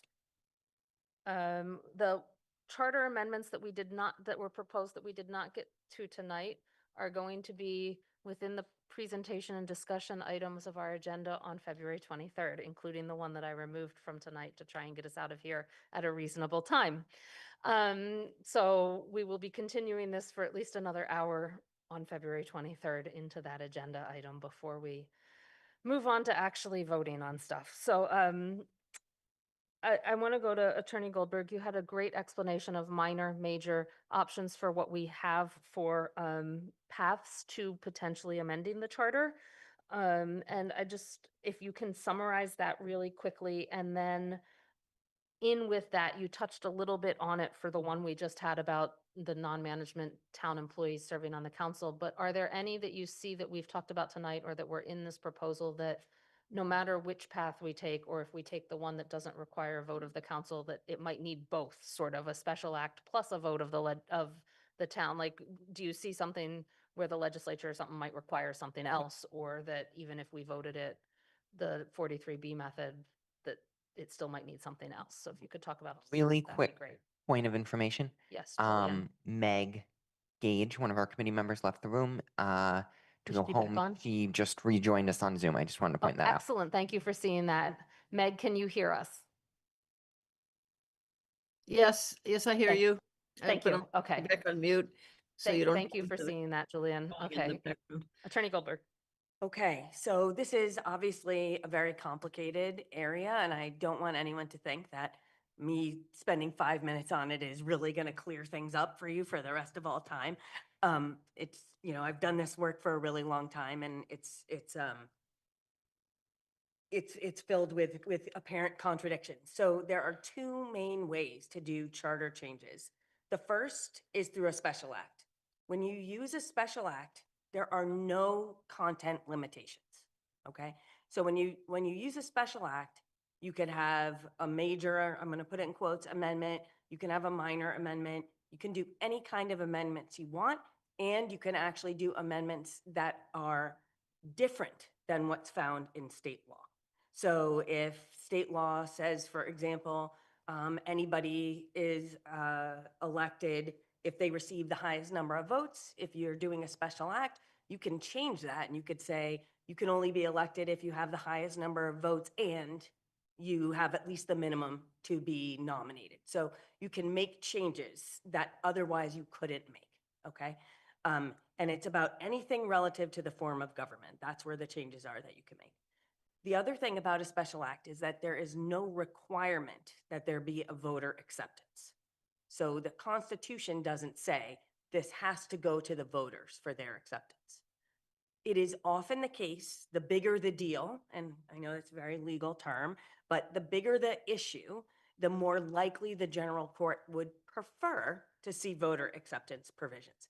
And you can kind of see why, rather than them making the big policy decision, you know, are we going to go along with this because the council voted? They can let the voters make that big decision. So oftentimes, if there's a change in form of government, you will, I mean, almost every time, you will see that a special act requires voter acceptance. There's a few that are not like that because the towns may not have understood and voted first before the charter was sent to the general court. So that's one of the examples. Also, you know, if something's basically come up over and over again, the legislature might say, you know, we don't need that. But most of the time, the bigger the changes, the more likely voter acceptance will be required. You always have the option of requesting a voter acceptance provision as part of your special act, though. So you can always choose to add one. I've never seen them take one off. So, you know, if that's something that's important to the council and that's the method that you choose, you always can choose to include that voter acceptance provision. That's the special act process. It's just, I mean, I think you've seen special acts before. It leaves here, it goes to your state rep and your state senator, they file it. It is often the case that special acts wait until the end of the legislative session to be acted upon. So even if you voted in, let's say, February to request a special legislation, it could take all the way until the end of the session, so next December, until they vote to approve it. And there's obviously, other than political pressure, there's no time frame that's set by law and or by any sort of policy or anything. It happens that they get pushed. I don't think it's intentional, but that is typically what happens. So if that's a mechanism that you choose to pursue, don't expect that because you vote in February, it could be on a ballot anytime soon. It could take a while. So that's the special act. And they held a hearing also at the State House on proposed special acts. So this would go to, I believe, the Committee on Municipalities and Local Governments, and there would be a public hearing. And then a committee recommends. But that's the legislative process. Again, we don't control how fast that goes. If people were super in favor or opposed to the special act, they could go to the committee. Anybody who's there, to the committee public hearing, anybody who's there gets to testify. Okay, so that's a special act. That's one whole process, no content limitations. The other process is through Chapter 43B, which is the Home Rule Procedures Act, and it was adopted to implement the Home Rule Amendment. And I promise I'm not trying to torture anyone. The Home Rule Procedures Act essentially has two paths as well. So that's why our paths are splitting as we go. The first path is what you all use to come up with your original charter, and that's an elected charter commission. An elected charter commission can propose virtually anything that it wants, similar to a special act, what you could do with a special act, okay? But essentially, so it can change big picture issues. It can change form of government. It can change whether you're gonna have a town manager or a mayor. It could make a town meeting. It could change the size of a town meeting. It could change the size of the town council. It can make any change that it wants, that changes that are big picture. A lot of the times, those significant changes don't happen. They're just more minor changes. But it had the elected charter commission has the ability to do that. And 9 charter commission members are elected at the same time as the question of whether to adopt a charter is put to the voters. Then they have a certain amount of time, pretty much 18 months, although it can be longer, to make a final report with a proposal. And that is a very administratively burdensome process. And as you all know, it can only start through grassroots. It can only start through a petition. If the council wanted to create an elected charter commission, it would have to go get a special act that allowed the creation of an elected charter commission. There's no other way to do it besides the petition, okay? So that method exists. Obviously, that's not where we're at right now. So we would be talking about the second method, which is under Section 10 of the Home Rule Procedures Act, so Chapter 43B, Section 10. And that allows for proposed amendments on anything that you can think of other than a change to the form of government, town manager, legislative body, mayor. And those are considered to be major amendments for purposes of this chapter and of this law.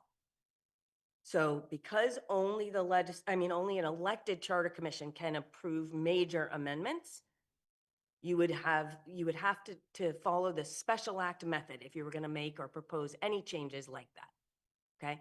Every other change, no matter how big an impact it might have, would typically be considered a minor amendment.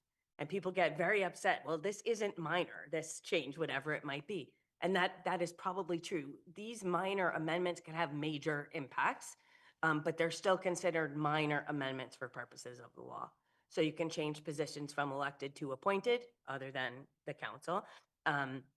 You can eliminate boards, you can create boards, you could, all of the things that you're talking about, the kind of tweaks to the charter, those are all the types of things that can be done using that method. Once the council votes on those changes that it wants, then they get sent to the Attorney General. This is one case where the Attorney General does review your work. They don't review your bylaws, but they would review the draft proposed amendments. And they have 30 days to review to determine whether they're consistent, or actually the legal term is not inconsistent with state law and the Constitution. We have a great relationship with the Attorney General's office, as do other municipal attorneys, and it would be fine for me to ask them in advance to vet what you've already decided upon before you send it to them, so that you don't feel like there's a high level of risk there. They have that 30 days. After that 30 days ends, then the charter amendments go on the next regular election ballot occurring at least 60 days thereafter. So from the date you submit to the Attorney General, you need at least 90 days to pass between that and the regular election. You cannot put them on a special election ballot. They can only go on a regular election ballot. And the other thing that's unique to this process is that you're required to send to the household of every registered voter the proposed amendments at least 2 weeks prior to the date of the election. And that can't get away with not doing it. It has to be done. And so that's something to think about in terms of what the format of that might look like, and how to get it there. A lot of times, especially if they're significant, towns might use, and I don't remember what you did for the Charter Commission, but might use like very thin, like newspaper stock that gets delivered to every household of registered voters. So with the 43B method that we're talking about, the minor amendments, there is a requirement for voter approval. On the ballot itself, the question is standardized. It appears in Chapter 43B, Section 11. Below that question is a summary. And the summary has to include changes to the legislative or executive branch, or if not, the most important changes. And typically, and the clerk would agree, I'm sure, the effort is to keep it brief because that takes up room on the ballot. So the job of kind of getting the word out about what the amendments are and how, what will be on the ballot, et cetera, is typically left to the town to do that education. Other than that one mailing, though, the town isn't able to mail anything else to voters. So it has to be done through forums, Q&As, public hearings, that kind of thing. And then if they're approved at the election, then they take effect immediately unless there's a delay that's built into the amendment itself. And it's important to think about what that implementation is going to look like. It's easier with a special act because you can just address that transition straight out in an outside section. It doesn't stay in the charter forever and ever.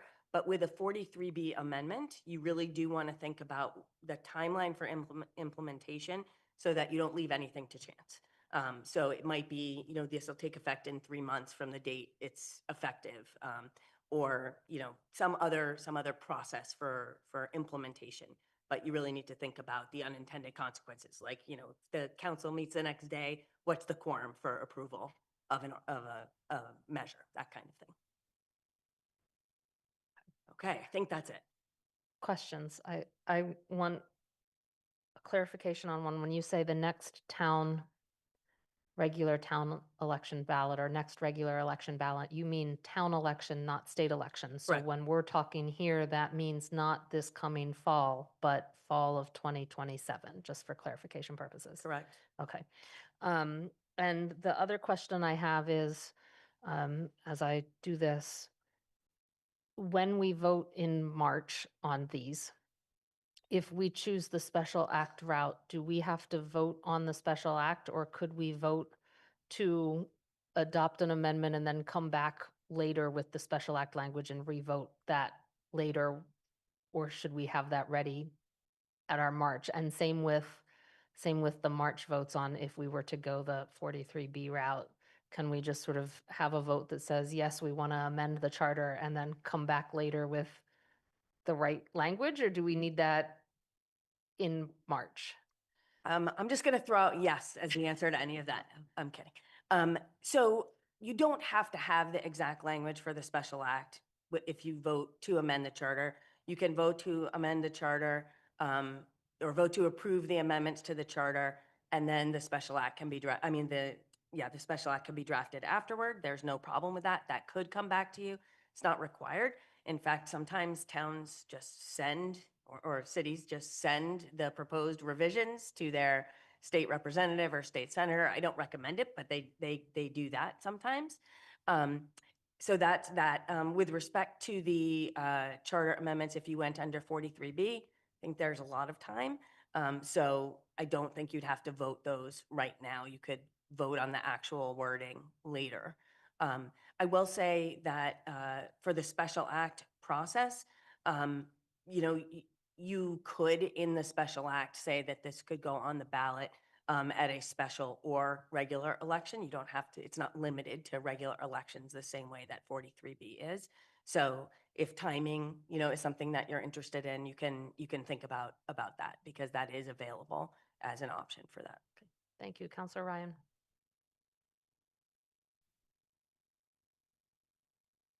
So if we follow the 43B procedure and this goes to the voters for their approval, do they vote on each individual amendment? Do they vote on everything all at once, or is that you can place it any way you like? Nothing gets by you guys. Thank you. Yes, that, believe it or not, is completely up to you. So that is another one of those kind of policy decisions to be made. And I will tell you that there's two different ways to approach it. One is to have every single one be, well, there's three ways. One, every single change be separate. That is confusing. I think I've seen towns do that. So they'll have like 15 ballot questions, and that can be a lot. What towns will typically do, and the other way to do it is just one. So that's, one amendment. Everybody votes on everything at the same time. I think a lot of towns will split the middle if they think there are things that are very controversial or that are likely to be controversial, and they'll call those out separately. So things that are more grammar, more standard, not pushing an envelope in any way, those could all go in one kind of general amendment. And then there could be one or more amendments for anything that the council believes really voters should consider separately. But there's no wrong answer. And even though, 15 articles would be a lot of 15 questions would be a lot of questions. Under each question, there is the ability to put the summary. So that's how you would differentiate each question from the next. Thank you. Lynn? I believe that in the present legislature, we can still file special acts. We cannot file bills. Correct. However, by the time it gets there, which will be March at the earliest, then we are into budget season, and then we're into the people actually not having as active a fall because they're out campaigning. And then we're to the end of this legislative session. So I'm trying to, if we wanted to try to go the fastest route, it does seem to me that if we want to go the special act, then we probably need to be prepared to act in March to file. Yes, I think that's a really good point. I think, as I said, I think they typically do get voted at the end of the session, no matter what. But the sooner that it's filed and, the town's state rep and senator understands the importance of the issue to the council, the more likely that it gets acted on before the end of the session. And actually, this year, there will be a changeover in at the State House. This was the second year of a session. That session could end and the bill would need to be refiled. It wouldn't need to be revoted, however, but it would need to be refiled. And it's correct, you can file requests for special legislation at any time. And I will just mention, because for those of you that remember being a town meeting season is coming. And so getting your proposed bill in prior to all the special acts that will come from the town meeting season is probably a good thing to bear in mind. I have one other comment, and that is, I think for the council, the decision here is our public always loves to weigh in. So not taking it to them for a vote and instead going directly to the legislature may lead to some other criticism. So just say that. Andy. I think I remember that if we go the special act route, it requires a majority vote of the council, and if we do the 43B, it's a 2/3 vote. That's correct.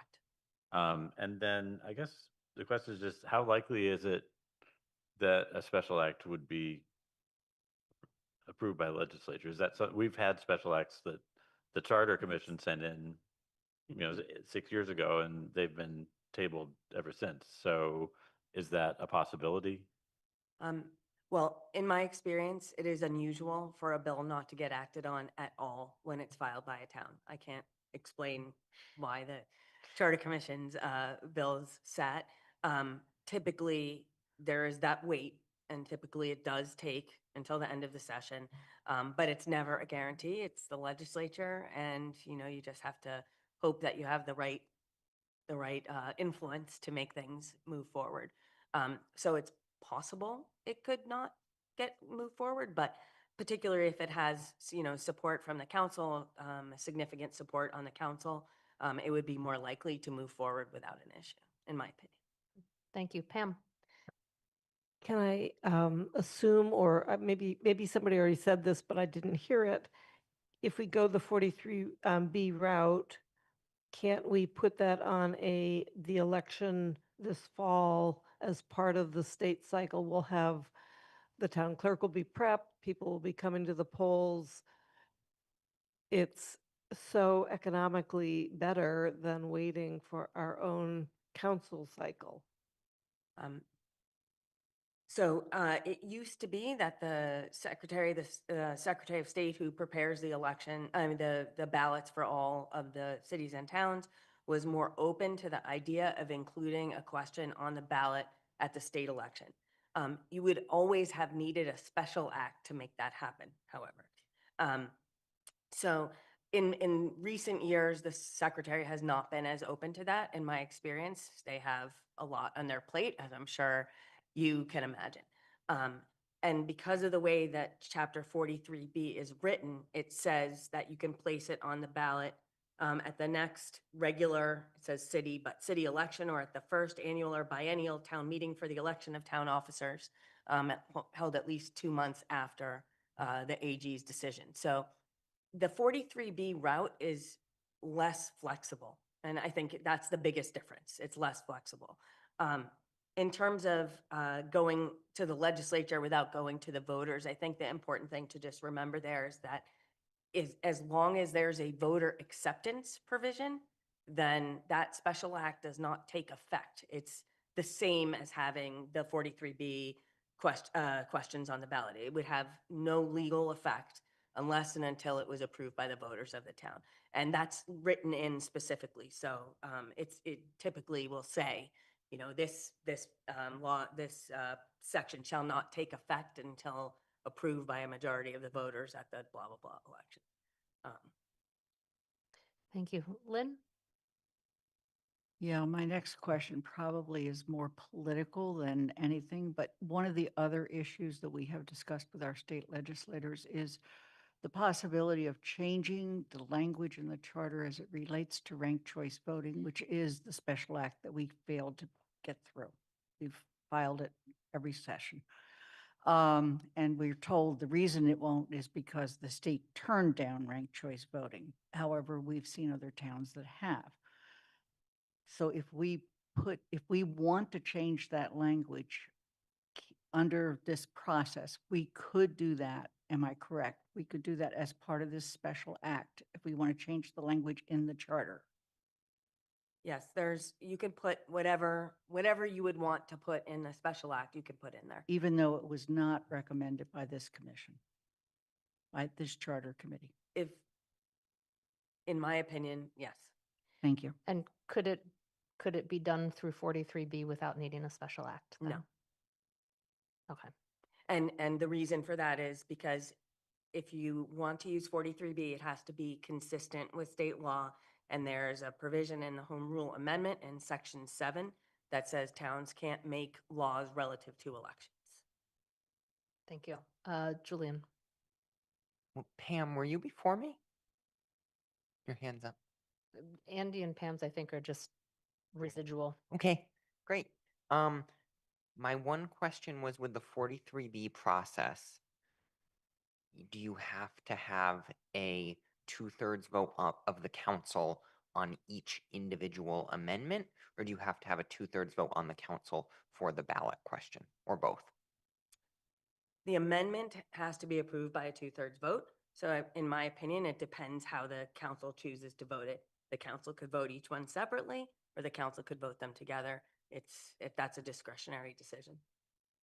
Thank you. Seeing no other hands, I know we are past 10. We have one other item to discuss, hopefully briefly for now. It's the Beyond the Charter. It was part of the motion for the work session. Attorney Goldberg already talked about the process for major changes in terms of part of what the Beyond the Charter items were. There is a memo in the packet, a new memo, that discussed and identified items, given the counselors' responses to the questionnaire on where things might go for the Beyond the Charter items. You'll see there's a lot that were mixed responses. And about half of them were mixed responses where you couldn't really, when I looked at it and I gave everyone the responses that I received, there wasn't one overarching desire of the counselors. These are important things to discuss. It is late, so before we start a discussion on this, I wanted to talk about what my plan is for this. As you saw, we had to move quickly through all of the 22 amendments tonight, and we only got through actually 11 of them. We have 11 left. Those 11 will come back on the 23rd at the meeting on the 23rd for about an hour of discussion for those 11, which is even quicker, but those were ones that seemed to have less desire for discussion or need for discussion, a little more basic of the proposed changes.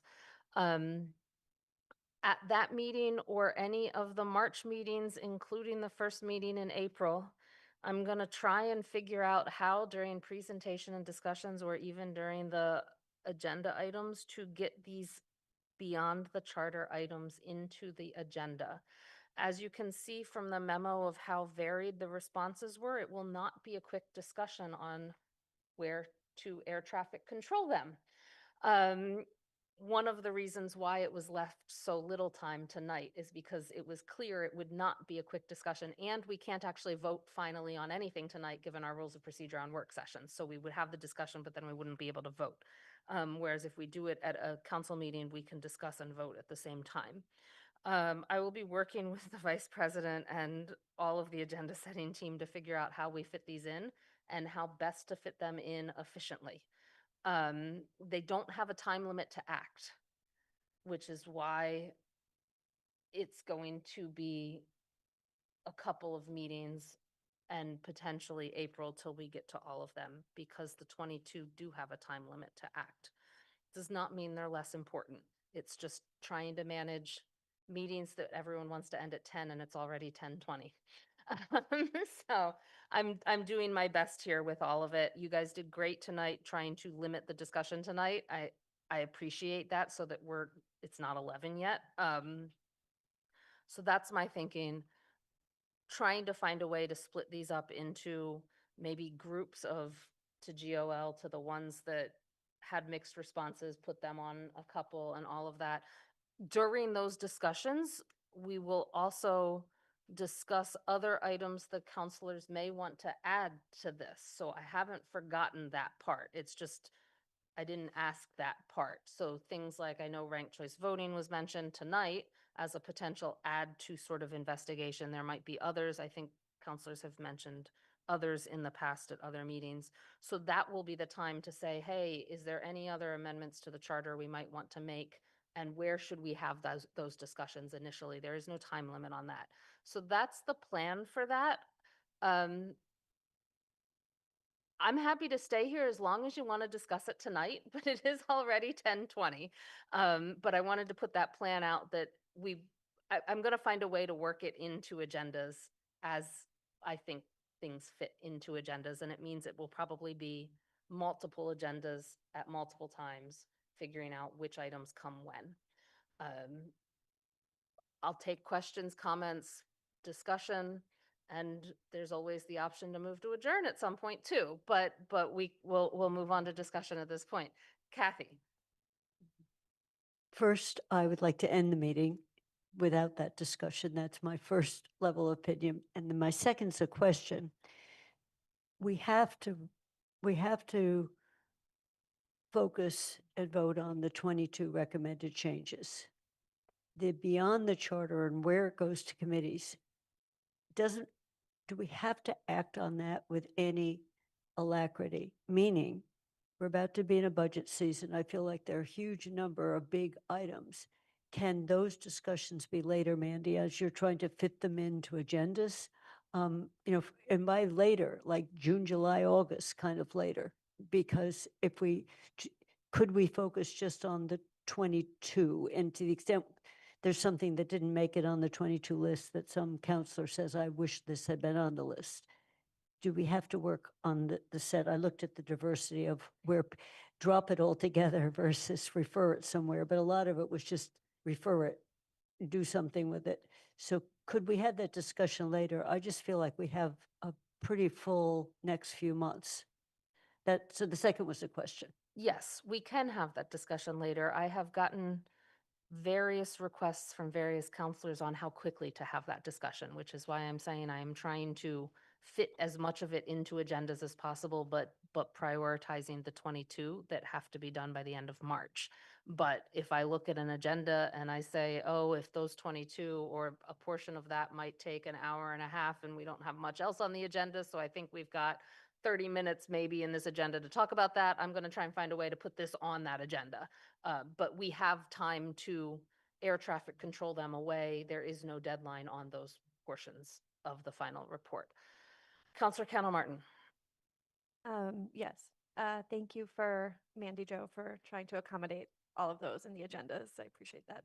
I know I just one thing from the KP Law memo that stuck out to me was that the budget, so the changes to the budgeting authority of the town council, this is on the last page, falls under a minor amendment. And so I just wanted to flag that appeared in Beyond the Charter. And it feels like that could be something that we pay attention to earlier in the way that we're paying attention to the 22 recommendations, because the legal opinion that we received is that it is a minor amendment. So I just wanted to flag that. Thank you. Andy. Yeah, I just want to point out that the Beyond the Charter was organized into two sections. One was sort of major changes that might be a community discussion, and the other was primarily around communication, transparency, things like that. So I would support putting them off and then devoting, maybe a public forum to the big ones and a, some thinking about communication, then we could divvy that up among some committees later on. But they could be grouped in those two categories and handled differently. Thank you. Any other comments on that? Or while we've got our town attorney here, any other questions related to any of the Charter Review Committee's final report or what we need to do on the final report for our town attorney?